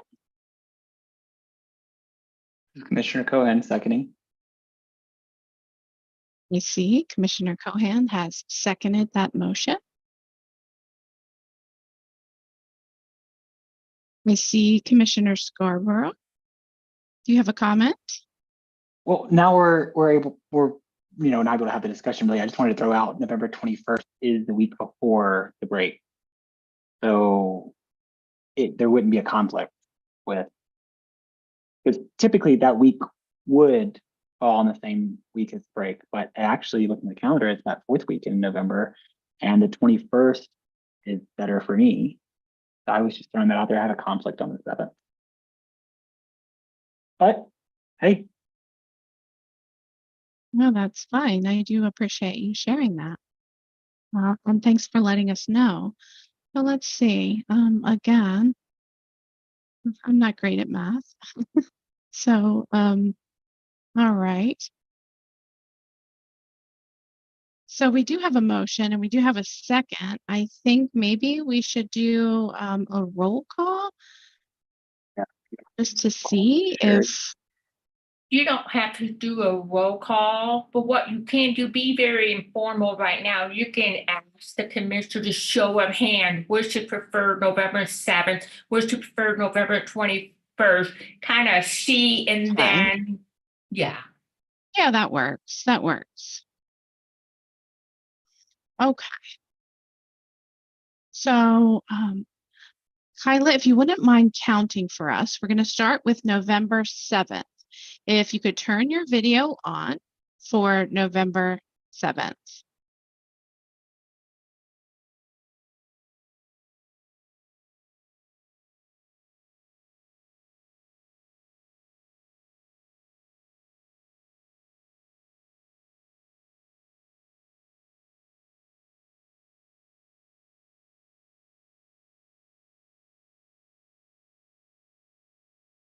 Okay. Thank you. All right. Well, thank you, everyone. It does seem that November 7th is the majority. So thank you for that. Oh, wait, I'm sorry. Hold on one second. I see Commissioner Thompson. You have a question? This is Commissioner Thompson. Some of us probably have flexibility for either the 7th or the 21st. Could we just have an option to see what the vote is for all three options instead of just going ahead with November 7th? I'm sorry to make it more confusing.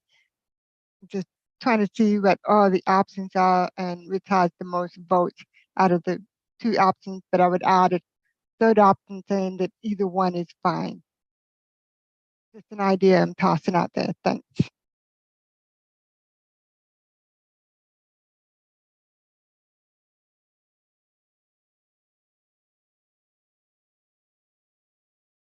Okay. Well, Sherry. I think what we'll do is, I see majorities of November 7th. What we can do is put tentative November 7th and revisit again in August. And the reason why I just thought of that, because we might have some new board members by that time. We'll be replacing board members by the August board meeting. So we might have to start all over. I just started that. So I think we're just going to have to wait till August. True. True. Yes. Thank you for pointing that out. We'll put it off till August. So yes, I think we would table that to the August board meeting. I agree. All right. So then the last on the agenda item is, do we have any future agenda items to add? I know everyone is tired. I know ACDHH staff has probably been up since 5 a.m. So please know that if you have something that comes to mind that you'd like to add to the agenda for the next board meeting, please feel free to go ahead and email that into Kyla, and she will definitely document that for the next meeting. I do see Commissioner Scarborough. You have something to comment? You have a lot to say tonight. Commissioner Scarborough, I mean, I'm part of participating, right? The last two board meetings, I have responded to the RSVP for whether I'm able to attend or not. And in both times, it did ask for potential agenda items. I have put potential agenda items on both of those forms. And then this last one, I put a lot of different topics. But in both situations, none of those topics have appeared on the agenda thus far. And so if you're looking for comments, I have already submitted some. And if you could please just take a look at those, that's all. Commissioner Scarborough, Yeah, can you sure. make sure you sent me that copy? I've never seen your agenda items, so could you make sure I'm included in that correspondent? Yeah, it's in the Google form that we have to fill out. Google and I do not get along. Email works for me. I don't see it. I mean, I know the commissioner, you're saying the commissioners need to respond to the I form. need to talk with and Kyla. into the I don't know how email. she handles that. She handled the form, but any specific thing that you mentioned that's new information to me. So Kyla, you might want to help me out. I mean, I am Google challenged.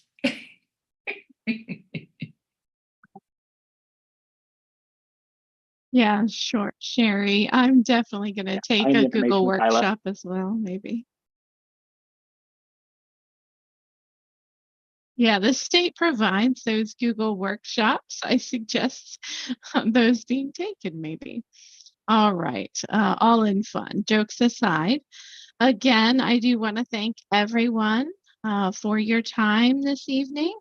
I do appreciate it. I want to say happy 26 years with ACDHH to Sherry Collins. We have appreciated you very much and all of the hard work that you have done. So much appreciated. And I guess we will go ahead and adjourn the meeting. I'm ready for dinner. I'm starving.